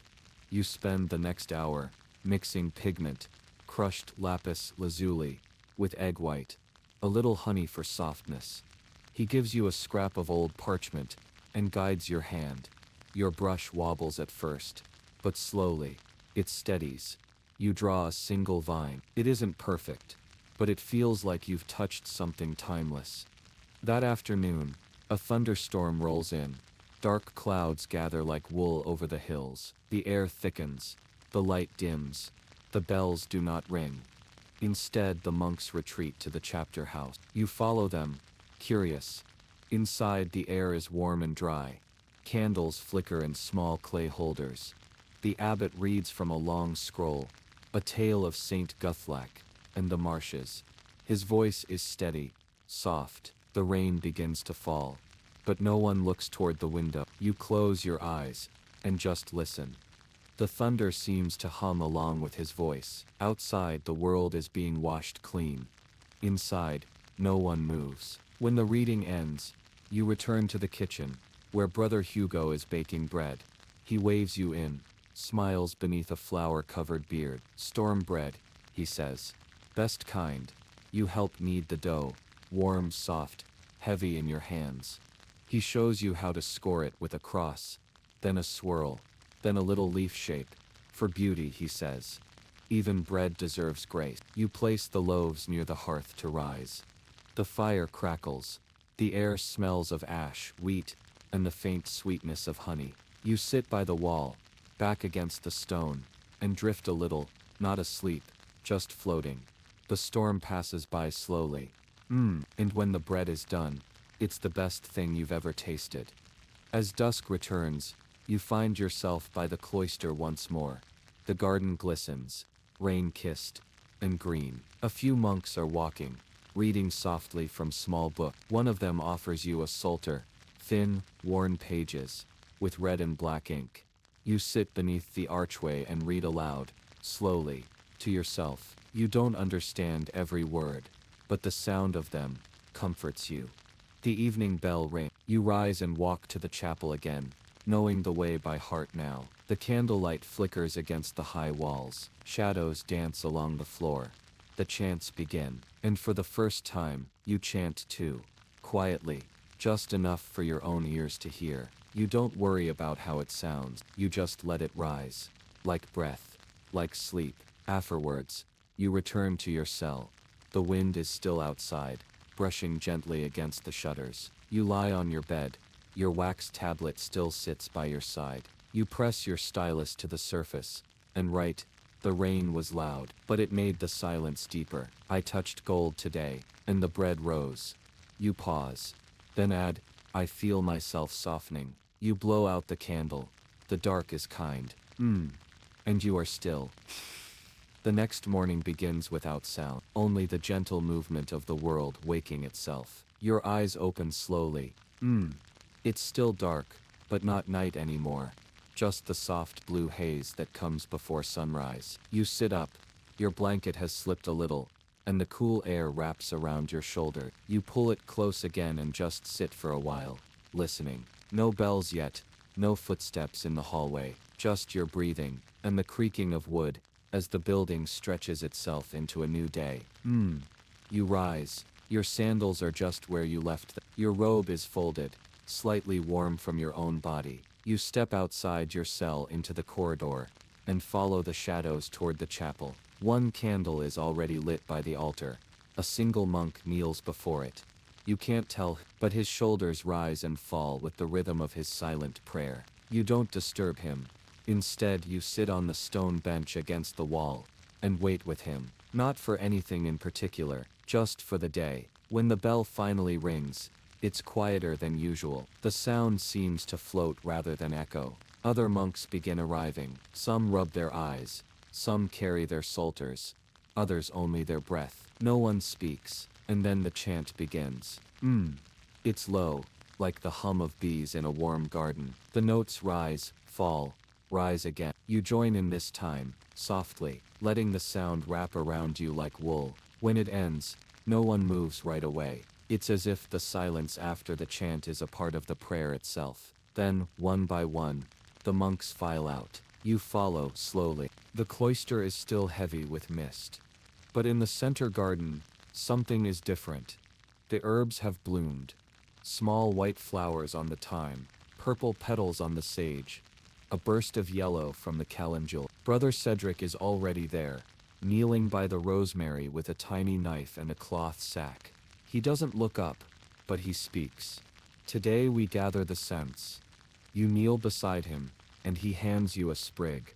Smell it, he says. You do. Ah, it's strong. Sweet, like memory and fire. You begin collecting together, small bunches wrapped in twine, set aside on a flat stone to dry in the sun. As you gather, Brother Cedric tells you their names. Not just the Latin ones, but the secret ones. The names the villagers still use. Saint's hair, for lavender. Rain leaf, for mint. Sleep kiss, for chamomile. You smile. He does too. After a while he reaches for a small wooden box at his side. Inside are little pouches made from old cloth, stitched by hand. He fills each one with dried herbs, presses them shut, and hands one to you. For dreams, he says. You tie it to your belt and feel its soft weight against your hip. It smells like gardens that never die. Later that morning, Brother Thomas invites you to the guest hall again. Not for conversation this time, but for something else. He opens a cupboard and removes a large wooden bowl, filled with what looks like dried beans, bits of thread and soft red wax. Almsgiving preparation, he says, simply. You sit beside him on the bench. He shows you how to sort the items. Wax into one bowl, cloth into another, beans into a third. These are tokens, he says, for the poor, bits of what we have, made into bundles. You nod and begin to sort. Your fingers move slowly, gently. The wax is warm, as if it still remembers the flame. The cloth is soft with age. The beans rattle quietly like pebbles in a stream. When you finish, he places a small carved stamp into your hand. Here, he says, seal them.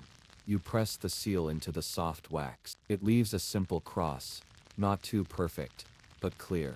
Each one, a small promise. The midday meal is quieter than usual. Not solemn, just still. You eat thick slices of yesterday's storm bread, soaked in broth. A few dried apples, a spoonful of honey. The table feels like home now. No one rushes, no one forces speech. When you look up, Brother Hugo catches your eye and nods once. You smile. He grins. That's enough. In the early afternoon, the weather turns again. Not to rain but to a thick, shimmering heat. The kind of heat that makes the stones themselves sweat. The garden glows under it. Bees move slowly, through the lavender. A snail inches along the fountain rim, leaving a silver trail behind it. You wander toward the outer wall of the monastery, a place you haven't visited yet. Here, you find Brother Oswin, tending to the beehives. Ah! He stands still, dressed in a simple hood and veil, not for fear, but for respect. You approach carefully. He turns slightly, and gestures to a second hood. You put it on, and he hands you a small clay jar. He lifts the lid of one hive. Inside is a humming world, golden, glowing, alive. Bees move in perfect rhythm, like breath made visible. He points to a comb thick with honey. We only take when they have more than they need, he says. You nod. He uses a small curved knife to remove one piece, and you place it in the jar. It glistens in the sun. Later, back inside, he gives you a taste. It's warm, rich, strange, like wild flowers and sunlight and old wood. You close your eyes and taste again. As the heat begins to soften, you return to the scriptorium, not to gild this time, but to watch. Brother Reginald is copying from a worn page, each letter slow and careful, as if he were drawing breath itself. You sit beside him, and watch the ink soak into the parchment. He speaks quietly as he writes. This is for someone who won't be born for another 100 years. You tilt your head, he continues, but he'll read it, and when he does, he'll feel what I feel now. You don't know what to say, but you understand. You stay there, silent, for over an hour, just watching the letters appear, one by one, like stones on a path that someone else will walk long after you're gone. Evening falls. Slowly, softly, gently. You sit in the orchard beneath a pear tree and write in your wax tablet again. The bees do not know my name, you write, but they let me near. You pause, then add, I am not from here, but today, I was. You close the tablet and tuck it beneath your robe, then rise and return toward the chapel once more. The final prayer of the day awaits. The candles are already lit. The air is cooler now. The stone feels smooth under your bare feet. You kneel, you breathe, you chant, and when the last note fades, it stays in your chest like a heartbeat. You walk back to your cell in silence. Your herb pouch still rests at your belt. The scent of rosemary and sage lingers in the folds of your robe. You lie down. You don't even need the candle tonight. You let the dark return. You let sleep find you, like a friend who's been waiting patiently all along. And it does. You wake a little later than usual. The sunlight has already begun to spill through the high window in your cell, washing the wall in a gentle, golden warmth. You blink a few times, then stretch, slowly, until your spine pops, and your toes graze the cool edge of your wool blanket. Your herb pouch, the one Brother Cedric gave you, is still tucked beside your pillow, and it smells even stronger this morning, like summer's breath trapped in cloth. You sit up and hold it close to your face, for a long quiet moment. No bells yet. The chapel feels far away right now, so you take your time. You walk the cloister barefoot. The stone underfoot is cold and smooth, and your steps echo faintly along the corridor arches. Outside, the sun has risen higher than usual before the first prayer. The sky is clear, not a single cloud. The air carries that sweet, sleepy smell of warmed hay and lavender. And then, Brother Bernard calls your name from the garden path. It's the first time someone's spoken it since you arrived. He smiles, as if he's been waiting all morning. You'll come with me today, he says, brushing a bit of dust off his tunic. There's something I want you to see. You nod, wordlessly. He leads you past the stable, past the granary, beyond the outer orchard wall to a low stone structure you hadn't noticed before. It's plain, but something about it feels ancient, older even than the monastery itself. This, he says, is the apotheca. He opens the door. Inside, the air is thick with the scents of dried leaves, crushed petals, oils, wood smoke, and old paper. The shelves are crowded with little jars, wooden bowls, cloth bundles tied in twine. You recognize some herbs, fennel, yarrow, angelica, and others you've never even seen. Monasteries, he says quietly, were the first hospitals in their own way. He hands you a small scroll. You open it carefully. It's a recipe, but written like a prayer. You trace the words slowly with your finger. He gestures toward a bowl on the central table. Inside is a thick paste, dark green and sweet-smelling. It's for wounds, he says, dipping a wooden spoon into the mixture and letting a small drop fall onto a strip of linen. You don't ask how they know it works. Somehow, you trust that they do. After the apothecary, he brings you back through a lesser-used passage behind the kitchens. Few guests come this way, he says, and when you enter, you see why. The room is small and square, lined with glass vessels, many oddly shaped, glowing faintly from the light that filters through stained window panes. This is where Brother Anselm works, Bernard explains. Brother Anselm enters from a side door. His hair is wild, his fingers stained red and green. He grins at you. Care to help me make ink? You nod, of course. He hands you a mortar and pestle, and gestures toward a pile of crushed gallnuts, iron filings, and bits of bark. Together you begin to grind. It's harder than you expect. The gallnuts crackle and pop under the stone weight. The filings leave gray dust on your hands. When it's finally powder, he pours it into a flask of water and stirs. The color deepens with each breath,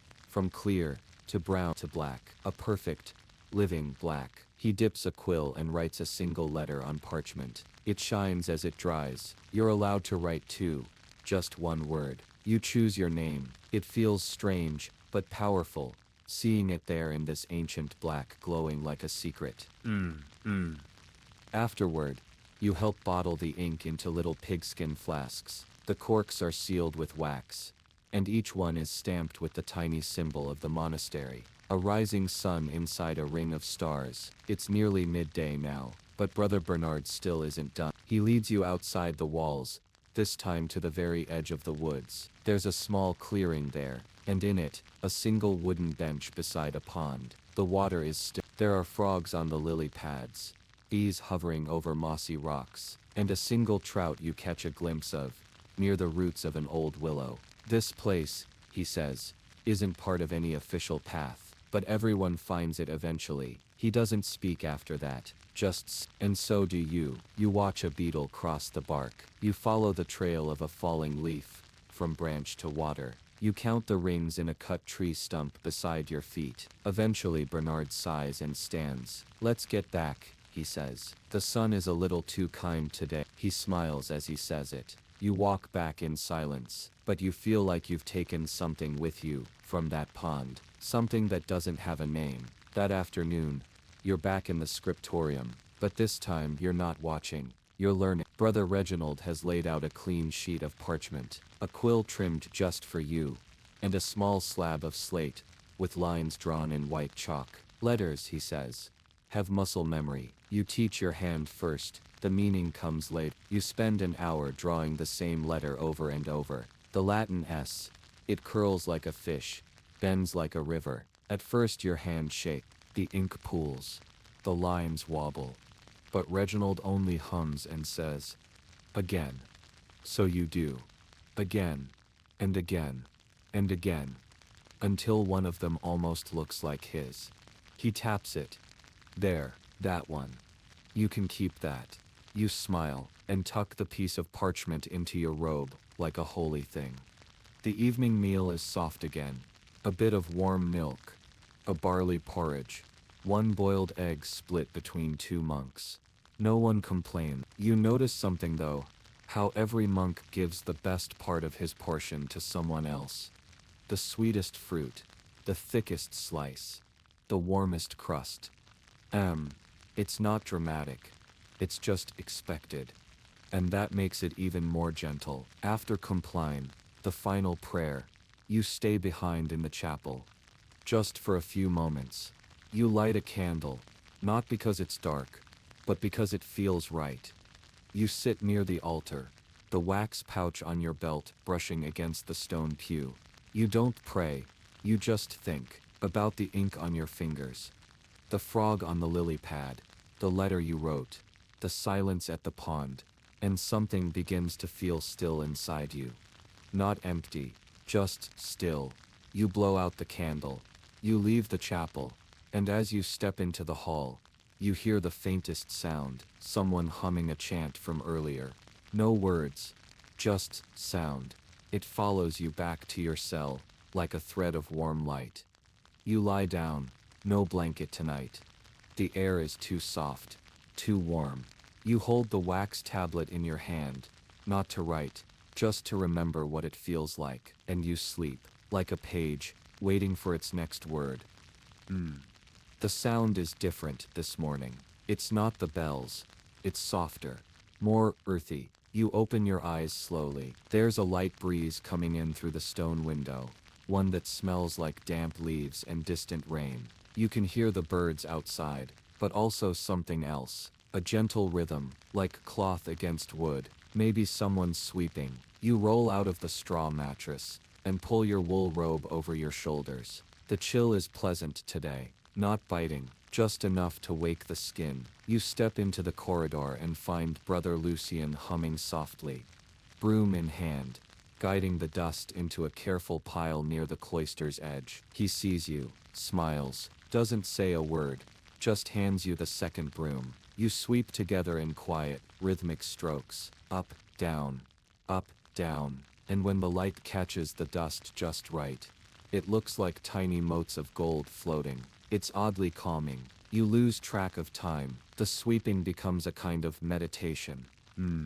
When the last pile is gone, Lucien nods once and walks away. The broom is left leaning by the doorway. You don't need to return it just yet. You make your way toward the chapter house. Inside, the monks are seated in a circle again, their wooden seats perfectly aligned along the circular wall. The abbot is reading, not scripture today, but something older. He pauses, looks up and says, "A life without reflection is like a garden without walls. Wild, beautiful, but vulnerable. You wonder if that's meant for you.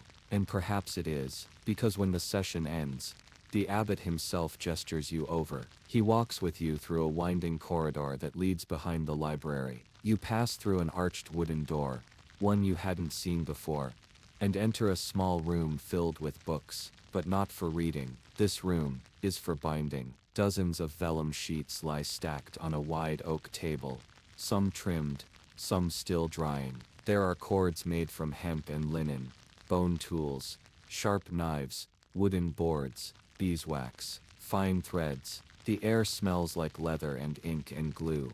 The abbot lifts a small bundle, a book nearly complete, and places it in your hands. It's heavier than you expected. He opens it. The script inside is perfect, tiny, calm, the letters evenly spaced, dark and clean. There are only 3 of these in all of Christendom, he says quietly. He runs a finger across the edge of the page. Each took 5 winters to finish, and not a single complaint was spoken during their making. You almost don't breathe. The pages are so thin you can see light through them, and yet they've held these words for centuries. The abbot nods, and lets you carry it back with him to the vestry, where it will be stored in a special wooden chest lined with cloth and dried herbs to keep pests away. You don't speak the whole time, not out of fear, but out of reverence. Later, during the midday meal, Brother Hildebrand tells a story, a quiet, slow story about a monk who once walked from France to Rome,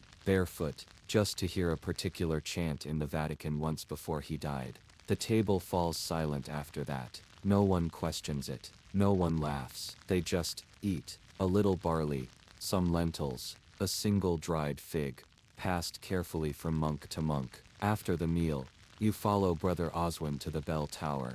He's not much of a talker. In fact, you're not sure he even knows your name, but he lets you climb the narrow spiral stairwell with him, all the way to the top. The bells hang above you like sleeping giants. Oh, The monastery stretches out in quiet angles below. The orchard a patchwork of green and brown. The cloister roof, a perfect slate blue. The fields fading into the mist beyond. Oswin hands you a wooden mallet. You hesitate, but he nods. And so you strike the bell, just once. The sound blooms outward, rich and slow, and echoes down into the earth itself. You feel it in your chest. He takes the mallet back, bows slightly, and begins to prepare the ropes for vespers. You spend the next hour walking along the orchard wall. A few apple trees have begun to drop their fruit. You pick one up, small, green, a little bruised, and bite into it. It's sour, sharp, but fresh. The juice runs down your chin. You wipe it with your sleeve and laugh softly to yourself. Brother Matthew appears. He's carrying a small bundle of parchment sheets and a tiny knife. "Come," he says. "There's a little trick I want to show you." You follow him back to the scriptorium. He places one of the sheets under a glass lens. There, under the magnified light, you see a faint ghost of another script. The vellum, he explains, was once used for another book, but it was scraped, cleaned, and reused. He points at the edges. "See here, old letters, from 200 years ago." He smiles. "We don't waste parchment, not even when the words are gone." You sit for a while longer, studying the invisible text, like a hidden whisper from a forgotten monk. You wonder who they were, what they wrote, what they thought mattered most. Later that evening, Brother Gilbert invites you to the cloister garden. Not for work, for music. He carries a rebec, a small stringed instrument, shaped like a narrow pear. He sits under the shade of the arch and plays. The notes drift like fog, soft, plucked, ancient melodies that seem both joyful and sorrowful at once. A few monks hum along, quietly. You don't know the song, but somehow you feel you've heard it before. Maybe in a dream, maybe in a lifelong path. You lie back on the grass, staring up at the sky as the stars begin to peek out. The moon is barely a sliver tonight, and the air smells like rosemary and ash. Gilbert finishes the piece. There is silence. Then, the bell for Compline tolls, slow and even. You follow the others to chapel. Tonight, the chant is a little different. A new psalm, lower, more solemn, but it fills the space like water in a basin. You close your eyes and let it wash over you. No thoughts, just sound, just stillness. After the final amen, everyone bows, and one by one, they slip away into shadowed hallways. You return to your cell. The herb pouch is still beside your bed. But tonight you don't need it. You blow out your candle, lie down, and smile, faintly, as you realize you haven't once thought of the world outside. Not in days, maybe more. You're not even sure how long you've been here. And it doesn't seem to matter, because time here doesn't pass. It rests, like you. Ah. This morning feels different. You stretch before you even open your eyes, and the softness of the straw beneath you feels warmer than usual. Almost comforting. A little patch of sun has crept through the narrow stone window and laid itself right across your blanket like a soft gold ribbon. The warmth feels like it's asking you kindly to wake up. There's a silence in the hall today, but not the cold kind. It's peaceful, as if the whole building is still breathing in sleep. Even as the day begins, you get up slowly, your wool robe trailing softly behind you on the stone floor.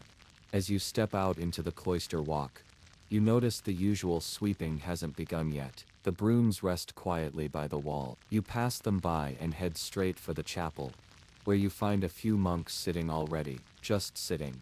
Their hands rest quietly in their laps. No words. No chants yet. Just sitting. You join them, and for the next little while, no one moves. No one speaks. You simply sit there, in the thick sacred silence that feels like a blanket pulled over the soul. You don't know how long you sat like that. Maybe minutes, maybe an hour. But when the bell finally rings, softly, only once, it feels like it's not announcing anything, just agreeing with the silence. Today is a feast day. You didn't realize. No labor is done on this day. No fields to till, no script to copy, no barrels to roll or herbs to sort. Just prayer, rest, and quiet rejoicing. But in the monastery, rejoicing is very, very gentle. You make your way to the refectory and find the long table already set. A few extra dishes have been placed. Simple, but fragrant. There's bread that's a bit thicker today, with little bits of dried fruit baked in. And a small dish of cheese that smells faintly like garlic and herbs. A monk across from you, Brother Peter, breaks his bread and dips it into a thin warm broth made with onions and lentils. He catches your eye and smiles, slowly, like someone who hasn't rushed a smile in years. No one speaks during meals, but Brother Samuel, the reader, stands at the raised pulpit and reads from a life of a saint, slowly, carefully, so each word lands and lingers. You learn of a man who once spent 40 years praying in a cave, speaking only to the birds, and how, when he died, the birds carried small twigs to cover his grave. The reader pauses. You can hear the sound of chewing and the soft splash of ladles in wooden bowls. After the reading, the abbot gives a brief blessing, and then everyone quietly stands and walks outside, into the orchard. You follow. The air is soft, a little warm, and the leaves above rustle like an old lullaby. Brother Lucien brings out a lute and begins playing gently. A few others sit in a circle and begin humming a chant that sounds older than the stones underfoot. You lie down in the grass. The sky above is pale blue, like parchment just waiting for ink. You close your eyes, just for a moment. But instead of sleep, you feel something else. Stillness. That perfect kind that arrives only when the body and mind have both said, yes, this is enough. When you open your eyes again, Brother Matthew is kneeling nearby, whispering to a honeybee that's landed on his finger. He holds completely still, smiling at the little creature. You don't say anything. You don't want to break the moment. Later, in the warm shadow of the cloister wall, Brother Aldridge shows you the herb garden again. This time not to work it, but to smell it. He asks you to close your eyes and hold small sprigs under your nose. Rosemary, thyme, chamomile. Each one offered like a little secret. He doesn't tell you which is which. He just asks, "What does that one remind you of?" You say, "My grandmother's soup." He chuckles softly and says, "Then that's the right answer." As the sun begins to lower, you follow the sound of gentle water. Brother Oswin is at the fountain, the one at the very edge of the monastery, hidden behind a small wall of vine. He's washing a few linens, letting the water swirl around his hands. You kneel beside him and dip your own fingers in. The water is cold, and it feels like it's been waiting centuries for you to touch it. The sky above has begun turning that soft amber color that only happens for a few moments each day, when the clouds turn pink, and the trees glow, and the shadows grow long and lazy. Brother Oswin begins to hum a melody. No words, just sound. And you join in, just softly, just enough to feel like yes, you are part of this moment. Later at Compline, the chapel is lit only by candlelight. The flame flickers gently over the stone walls, dancing across old carved faces and wooden beams that creak like whispering elder. Tonight, the monks sing slowly, slower than usual. You close your eyes and let the voices carry you. There is a moment, near the final verse, when one of the monks' voices cracks just slightly, and instead of correcting himself, he just keeps singing. It doesn't break the song, it makes it more human, more beautiful. The chant ends, and a deep, satisfying silence fills the room. Everyone bows. You bow too. And as you return to your cell, you find a tiny folded parchment placed at your door. You open it carefully. Inside, a small handwritten line in simple Latin: Ubi caritas et amor Deo sibi est. Where there is charity and love, God is there. You smile, fold the parchment, and place it beside your bed. You lie down. The night is calm. The air is still. The candle is nearly gone. And somewhere, maybe far away, a bird sings once in the dark. Then silence. The candle finally melted down last night. Just a tiny pool of wax remains, shaped like a little silver petal in the dim. You stir slowly, brushing a few pieces of straw from your robe. There's no bell yet, no footsteps. Only the faint sound of a breeze slipping through the window's narrow arch. Your fingers feel a little colder this morning. The air has a dampness to it, almost as if it rained somewhere far away, and the memory of it drifted through the monastery walls during the night. You step out into the corridor, and the light is pale, like old linen. The stones beneath your feet are cool but familiar. You've walked this path enough times now to sense the smallest uneven dips in them. Brother Adric is already awake. He's not sweeping, just standing in the corner of the cloister, looking up at the ivy creeping along the stone arches. He nods slowly as you pass. No words, but something about that look says, "Today is a day for slowness." The chapel doors creak open gently. The sound doesn't echo today. It's as if the air is still wrapped in wool. Inside, the others are seated already, shoulders bowed, hands folded, eyes calm. There's no rush to begin. When the first chant begins, it's barely more than a whisper, just a long, breathy note shared among the monks, rising together like a mist. You join in softly, feeling the vibration of the tone in your chest more than hearing it. It feels like the kind of sound that could wake flowers. After prayer, Brother Edric leads you to a part of the monastery you haven't seen yet. A tiny courtyard enclosed entirely in stone. A single tree stands at its center, bare of leaves, its bark a pale silver gray. He tells you it's an ash tree, older than anyone here, older than even the oldest monk buried in the graveyard. He taps the bark with a knuckle and whispers. It listens. You rest your hand against it. It does feel different, like it's been waiting for someone to press a hand there. And you just happen to be the one today. You both sit on a low bench nearby. A small bird lands near your foot. Neither of you moves. In this monastery, things come closer when you're still. Later, at the scriptorium, you're handed a small piece of vellum. Not for writing this time. Just to feel, the monk, Brother Reynold, wants you to understand how precious it is. This used to be alive, he says. We write not just on it, but with it. He shows you how to hold it, gently, so the edges don't curl. He takes a thin reed, dips it slowly into ink, made from soot and wine, and draws a single letter, just one, the letter G. The curve is smooth, the end sharp like a cat's tail. You watch him breathe out after finishing, as if that one letter took a full breath's worth of patience. You look closer. He's added tiny gold dust to the stroke. It glints like morning dew. You're invited to try.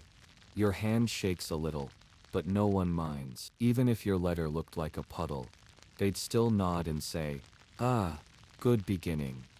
Afterward, Brother Reynold places your parchment near the window, where the sun can dry the ink. You watch the little droplets of gold twinkle for a while, then return to the cloister. It's nearly midday now. You follow the smell of honey and grain to the baking area. Today, you're shown how to bake monastic wafers, thin, soft, almost like air. Brother Elwin presses the dough between two heavy irons, and counts softly. 1, 2, 3. Each wafer pops free like a coin from heaven. The warm scent of nutmeg lingers on your fingertips. You carry a tray to the refectory, where the others are already waiting. As always, the reader begins to speak. This time the story of a monk who once fell asleep while praying in the snow, and was woken by a fox licking his hand. You smile softly. The meal is small but warm. A thick barley stew, a piece of hard cheese, and the wafers you helped make, served with a tiny bowl of plum jam. Ah! When the sun reaches its highest, the monastery seems to sigh. Everyone slows even more, if that's possible. You take a walk in the orchard again, this time alone. The grass is longer now. Small white flowers peek out like tiny stars on the ground. You sit beneath a crooked apple tree, and pull out the little parchment from the other night. Where there is charity and love. You trace the words with your finger, and then, without thinking, you lie back and close your eyes. You don't sleep, not quite. You just drift. Not here, not there, just somewhere soft. When you finally rise, the sun has turned slightly, and the tree's shadow falls in a long line across your robe. You brush off a few leaves, smile to yourself, and head toward the garden. Brother Cuthbert is tending to the lavender. He lets you help. He shows you how to snip the stems gently, bundle them in thin linen, and hang them to dry in the warming room. The scent follows you for the rest of the day. Evening draws near. Tonight, a new psalm is sung, one you haven't heard before. It sounds like water moving through a cave, deep and slow and echoing. The candles are lit a little earlier. Their glow seems warmer than usual. Brother Thomas places a new icon on the chapel altar. A small wooden carving of a dove, with open wings. He places it carefully, as if it might fly away. You sit quietly, watching it. It doesn't move, of course, but somehow, you know it could if it wanted to. You return to your cell. A small piece of wafer wrapped in cloth rests on your blanket. A little note beside it reads, "Peace be upon your sleep." You nibble the wafer. It tastes like lavender and flower and calm. The wind outside rustles the ivy just enough to make it sound like whispers. And far off in the chapel, a single monk is still singing, even after everyone else has gone to sleep. A single voice, not for anyone else, just because it's what he does. And somehow it finds your ear, and slowly, your eyes begin to close. Ah, this morning, something feels a little different. There's a softness in the air, as though the clouds are walking lower than usual. You wake slowly. The straw beneath you is still warm from your body. Your robe hangs by the window, slightly swaying. Even though the window is shut, it must be the draft through the stones. They never fully stop breathing. Outside the door there's no bell today. Just a small knock. Tap, tap. You open it to see Brother Godric holding a tiny wooden box, tied shut with a strip of dyed wool. He smiles in that halfway, sleepy-eyed monk kind of way, and says softly, "Today, we go beyond the wall." Your heart stirs, not with excitement exactly, but with the quiet flutter of something unexpected. You follow, past the refectory, past the chapel, past even the warming room, where the herbs are hung in bundles, and the bread dries gently near the fire. Brother Godric leads you to a small wooden gate you hadn't noticed before, low, moss-covered, and half lost behind a cluster of old ivy. He slides a rusted bolt across, and the door creaks open, with a slow sigh. Beyond it, the world is wild, not untamed exactly, just untouched. The monastery's garden stops neatly at the wall, but here, the earth forgets about straight lines. Grass grows where it pleases. Wild flowers argue gently for space. Little insects move like busy monks of their own sort. Godric walks with purpose, yet his footsteps are slow. You follow his pace, stepping around sleepy stones and lazy roots. Eventually, you reach a circular patch of land, not quite a field, not quite a garden, just a space. Open, yet wrapped in trees like a gentle bowl. At the center, a stone bench. On it, a small wooden carving rests, a lamb with one bent leg. Godric places the box next to it, unties the wool, and opens the lid slowly. Inside are slips of parchment, each one folded once. He doesn't speak. He just gestures for you to sit. You do. Then, he picks up a slip and reads. It's a prayer, but not one from scripture, a personal one. Softly, gently, he reads another, then hands you one. You open it. The ink is faded, but readable. It says, "Let me be like the stone, patient, unmoved, gentle to moss, and home to ants." You blink, not from surprise, but something else, a kind of hush, moving through your chest. Another slip reads, "May my hands make warmth. May my breath be light. May my words leave no weight." These are prayers written by monks, but not for liturgy. These are prayers for no ears but the trees. Godric smiles and says, "We call this the listening circle, a place for words that ask nothing in return." You sit for a long time, reading, whispering, folding, breathing. And when you're done, you place your slip back in the box, gently, like it might shatter if dropped. The walk back is even slower, as though your feet want to remember every rock, every petal, every curve of the hill. When you return to the monastery, everything feels familiar again, and yet slightly softened. You join the others in the refectory, where lunch is already being served. A small dish of lentils, seasoned with rosemary, some toasted oats, with honey, and a small cup of warmed milk, sprinkled with cinnamon. You eat in silence, but it's a full silence, not empty. The monk reading at the front today is older, with a voice like fallen leaf. He speaks of the rule of Saint Benedict, reading slowly. "Let all guests who arrive be received as Christ.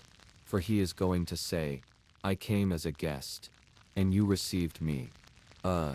You feel the words settle like warm stones in your chest. After the meal, you follow Brother Thomas to the herbarium, a low stone room, filled with rows of wooden drawers and jars. It smells like thyme and candle wax. Today's lesson is about scent. He teaches you how to crush herbs slowly, between your palms, to release their full fragrance. Not too fast, not too rough. You learn to recognize lavender by its sweet sharpness, sage by its dry earthiness, chamomile by its sleepy sweetness. You blend a small pouch, something he calls a sleep sachet. He ties it with thin linen and hands it to you. "For your dreams," he says. You slip it into your robe pocket. As the sun begins to lower, you hear the sound of soft scraping, a broom against stone.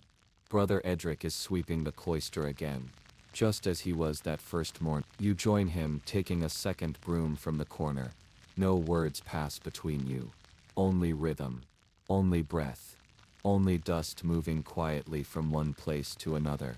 Later, back in your cell, you untie the sleep sachet and place it beneath your pillow. The scent rises slowly, like a memory of a meadow you've never seen.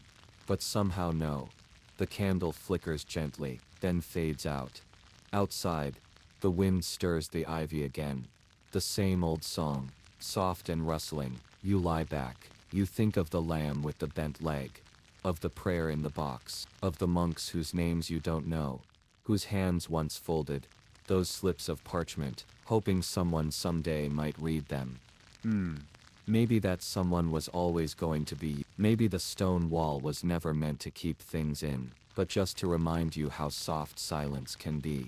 And with that thought, your body grows still again, the kind of stillness that doesn't need sleep, but invites it anyway. You stir from sleep with a sense of softness already inside your chest. The candle burned all the way down. A small pool of wax rests in its holder, like a still pond. You rise slowly. No bells yet. No footsteps. The corridor is still dark, and yet the birds are singing. Not many, just one or two, quietly, as though they too live by the monastery's gentle rhythm. You slip on your robe. The sleep sachet, tucked beneath your pillow, still holds its scent, lavender and chamomile, calm and warm. You open your small door, not to hurry but to wander. This morning, you walk differently. You're not lost, not curious, not even searching. You're simply walking. And you find yourself at the scriptorium again, the room where the monks copy books. You remember the quiet hum of it. But today, Brother Lucien is alone. He's sitting at his bench, parchment spread before him, the ink drying slowly on a thin, curling page.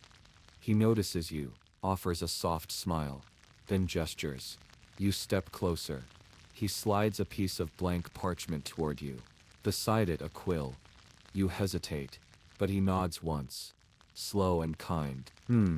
Your fingers are unsure, but they rest on the quill. He reaches beneath his desk and retrieves a small wooden board. It's worn smooth with use. A practice board. Ah, of course. He points to a letter on a page. A, then B, then C, each one drawn with soft curves, careful and wide. You copy them slowly, not for perfection, but to feel how they move. You trace, then try again without tracing. The ink stains your fingers. The parchment pulls slightly under the quill's scratch, but something about it feels right, like talking without needing to speak. Lucien doesn't correct you. He only nods when you finish each letter, or waits quietly when your hand pauses. Time passes. You realize you've written your own name now. Just your name. That's all, but you stare at it for a while. It feels different, somehow, seeing it shaped by your own hand. Eventually Lucien takes the quill and begins to write again on his own manuscript. You sit beside him, just watching. He's copying psalms today. The letters move like prayer, flowing, patient, measured. There's a kind of music in it, though no sound. Just the steady movement of ink across parchment. Eventually you rise, he nods, and you leave, your name still drying behind you. Outside, the sun has risen. Barely. You feel the warmth of it against your robe as you pass the inner garden. Brother Hugo is there, kneeling by the soil. He's gently tending to the root vegetables, turnips, carrots, parsnips. His fingers are already dark with earth. You crouch beside him. He doesn't speak, but he hands you a small wooden trowel. You begin helping, loosening the soil, picking tiny stones out, pulling weeds carefully, as not to disturb the nearby roots. The work is quiet, but full. The scent of wet earth fills the air. You feel it beneath your nails. He points to a bundle of wild mint growing near the wall. He picks a few leaves and hands them to you. You rub them between your fingers and inhale the scent, sharp, fresh. Awake, he smiles. Put them in your pocket, he says, for later. For your tea, you do. The mint tingles faintly against your hand. As the bells ring for terce, the third prayer hour of the day, you return to the chapel. The light slants through the tall windows differently now, thinner, brighter. You kneel on the stone floor as the chant begins. It's softer than usual, almost humming. One of the monks has a slight cough. It weaves into the music like a small uninvited guest, but no one seems to mind. The psalms rise like breath, and fall like leaves. When the final amen echoes gently, You remain still for a moment longer. You realize your eyes are closed, but open them slowly. You're not sure how much time passed. Later that day, during your walk near the west wall, you hear something new. A flute, very faint, barely a thread in the air. You follow it, gently, past the barn, past the small stream, past the old oak with the hollow trunk. There, under a tree sits Brother Matthew. He's holding a simple reed flute, probably carved himself. The notes are slow, uncertain, but beautiful. He doesn't stop when he sees you. You sit nearby on a patch of soft moss. The tune continues, a little shaky, but full of heart. He finishes after a while, lowering the flute into his lap. I only play when no one's listening, he says. You smile. I wasn't listening, you say gently. He laughs, softly. Good, then I wasn't playing. You sit in silence a bit longer. A bee hums near your knee. You don't move. It leaves on its own. Brother Matthew eventually stands, stretches and says, "Back to the cellar. We're pickling today." He walks off humming the same tune. You stay just a little longer under the tree. The sky above shifts from pale blue to something softer. You lie back in the grass, the mint still warm in your pocket. You don't fall asleep, but you don't feel fully awake either. Just somewhere in between, like the monastery itself. Not entirely of this world, not entirely apart from it either. Just here. Just now. Just enough. Ah, the sound of footsteps on gravel. Soft, measured, light. You glance up from your spot under the old elm tree. Brother Aelred approaches, carrying a simple woven basket. Inside, apples. Small, red, some bruised, some perfect. He notices you lying there. "Fancy a walk?" he asks, holding out a second apple. You sit up slowly, nod, and without speaking, you both begin walking. The sun is lower now. Its golden beams fall through the monastery's cloisters in long slanted lines. Shadows stretch like calm fingers across the stone. The apple is sweet, a little tart near the core. You chew slowly, listening to the sounds around you. Crows in the distance, a breeze moving through the old trees, the faint, slow knocking of a shutter tapping in the wind. Brother Aelred stops near the orchard wall and leans against it. "You know," he begins, his voice barely above a whisper, "there was a monk here once, who could hear bees praying." You blink. He smiles. Said their buzzing was a kind of chant. Tiny prayers between the flowers. "Do you believe that?" you ask. He shrugs. The kind of shrug only someone very old and very kind can do. "Does it matter?" You both chuckle, quietly. From there he starts sharing stories, not dramatic ones, just small ones. Like the time a fox stole the cheese from the cellar, or how the herbs in the garden sometimes seemed to grow faster when Brother Hugo sang to them. And how Brother Lucien, the quiet one, once painted a single bluebird in the margins of a holy text. Just one. And only once. You don't say much. You just listen, and the listening feels enough. Later, back in the cloister walkways, the other monks begin gathering for vespers. The evening prayers. The air smells different now. Cooler, more final. You sit on the bench outside the chapel, not ready to go in just yet. A soft scraping sound comes from the courtyard. Brother Philip, the gardener, is sweeping the stone paths, back and forth, back and forth. The broom makes a calming, steady sound.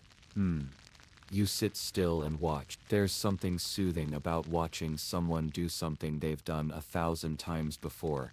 He pauses, straightens up, nods to you. You nod back, no words, just acknowledgement, and that's enough. Eventually, you step inside. The chapel is dim now, lit only by small wall candles. The flames flicker softly. The air is filled with the scent of beeswax and old stone. The monks have already begun chanting. You slide quietly into a space along the wall and listen. The Vespers chant is lower than the others, rich, like a lullaby for the building itself. Each voice seems to carry the weight of everything that came before. You close your eyes, and just for a moment, you forget time entirely. No bells, no candles, no robes, no pages, just sound and stillness. Later that night, After Vespers has ended, you find your way to the kitchen. Not to eat, but just to sit. The hearth has dimmed to glowing coals. Brother Elias is there, stirring something in a small pot. He glances at you. Mint tea, he whispers. Couldn't sleep. You smile. You pull the crushed mint from your pocket. He nods, takes it, drops it into the pot with care. You both sit by the fire. The tea simmers. He pours 2 cups. Warm, fragrant, soothing. You sip slowly, and he tells you a story from when he first arrived at the monastery. I used to worry, he says, that I was too loud, too clumsy, that I'd ruin the silence here. He chuckles. Turns out, the silence can hold a lot more than I thought. You both sit in quiet for a long while after that, listening to the fire crackle, to your tea cooling, to the soft hum of nighttime all around. When you return to your room, the stars are already overhead. You pass Brother Lucien once more in the hallway. He's carrying a small stack of freshly finished pages. He offers one to you. A spare scrap. No text. On it, drawn in fine ink, is a single bluebird. Your breath catches. You smile. He smiles back. No words. Just a gift. You slip it into your sleeve, and when you finally lie down on your small firm bed, you feel a kind of warmth that doesn't come from blankets or fires. It comes from the knowing that something inside you changed, not in a loud crashing way, but quietly, like the first apple that falls in autumn, like the sound of bees chanting. And as your eyes close, the silence of the monastery wraps around you one last time, soft, still, and full. Emul. The early morning light presses softly against the stone window frame. No bell yet, no voices, just the hush of dawn. You're already awake, not from noise, but from a stillness so complete, it feels like the world forgot to start spinning again. You sit up in your small straw mattress, pull the woolen blanket aside, your feet touch the cold stone floor, and for a moment, you just breathe. This place, this monastery, it's been like a pocket of another world. Time has moved differently here, slower, deeper. You stand, stretch, and reach for the robe left neatly folded at the edge of the bed. You remember how strange it felt just days ago. Now somehow, it feels right, fits better, smells faintly of dried lavender and sun. Down the corridor, candles flicker. Brother Elias is already lighting the chapel lanterns. He doesn't speak, just nods to you quietly. The floor creaks under his slow footsteps, and the warm scent of oil and wax fills the hallway. You follow behind, not because you must, but because it feels like the only thing worth doing. When you step into the chapel, it's empty, but full somehow. Not of people, but of something else. A sense, an echo. You walk toward the bench in the back corner, the same one you sat in on your first night here. You sit again, but now, you feel different. Not the outsider, not the guest, just someone here, and that's enough. The morning chant begins, softly. Voices blend like mist rolling across a quiet hill. No one tries to lead. No one tries to rise above. It's not music made for performance. It's music made for the walls, for the stones, for the air, and maybe for the birds, listening through the rafters. You close your eyes and float. Time disappears. So does your name, your body, your worries. All that's left is breath, warmth, sound. Later, after prayers, you walk with Brother Philip again. He's tending to the small garden behind the west wall, the quietest spot on the grounds. There's a small bench beneath a pear tree. He gestures for you to sit. Then he hands you a trowel. Wordlessly, you both begin to loosen the soil around the mint patch. The earth is soft, a little damp from the night's mist. You inhale deeply, the smell of dirt, herbs and morning light. He finally speaks. You know, they say when Saint Benedict was alone in the cave, he only missed 2 things. You glance at him. He holds up 2 fingers, companionship and fresh herbs. You laugh. So does he. Just once. Then silence returns. But now it's full of something alive, something rich, like a thick wool cloak in winter. As the sun rises higher, Brother Elred finds you in the cloister. He has a small wooden box. He opens it carefully, like it holds a bird's feather. or a secret, inside 4 small ink pots, red, black, blue, gold. He places a thin brush in your hand, then offers a single vellum page, blank. Want to try, he asks. You do. You sit, you dip the brush, and your hand begins to move, not fast, not with purpose, just with feeling. You draw a line, then a swirl, then a branch, a leaf, a shape that looks like a bird. Maybe. He watches, says nothing, just smiles. Doesn't have to be sacred, he whispers. Only and you think, maybe that's what all of this was. This visit, not a pilgrimage, not a lesson, just something true, something still, something full of quiet meaning. In the refectory, the midday meal is bread, broth and root vegetables. Simple, warm. You eat slowly. Every bite feels more alive. The texture, the temperature, the silence between chews. Afterward, you help wash the wooden bowls. No rush, water sloshing, cloth moving in circles. A few drops fall onto your robe. You don't mind. The sunlight streaming through the window makes the wet stone shimmer a little.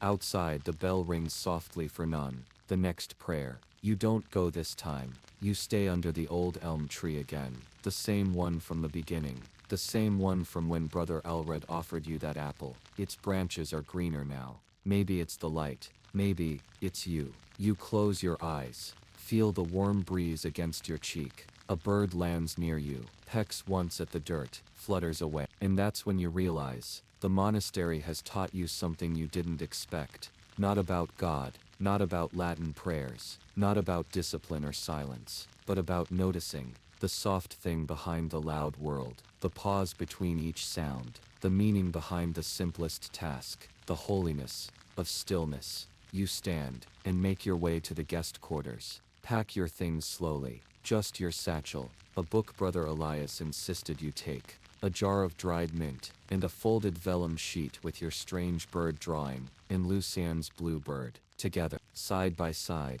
you step outside. The sun is warm on your back. A breeze plays with your hood. At the gates, Brother Elred meets you one last time. Will you return? He asks. You don't answer, not because you don't want to, but because the silence feels like the answer itself. He smiles, hands you one last apple. You bite, crunchy, fresh, still warm from the sun. You walk down the dusty path, away from the walls. The bell rings faintly behind you. You don't turn back, just keep walking. Your steps are slow, measured, like the breath between chants, like the space between stars. And if you're still awake, I think you should see the video from the 17th minute of the story, or maybe, just play this side video. It might help you sleep even better. Goodbye.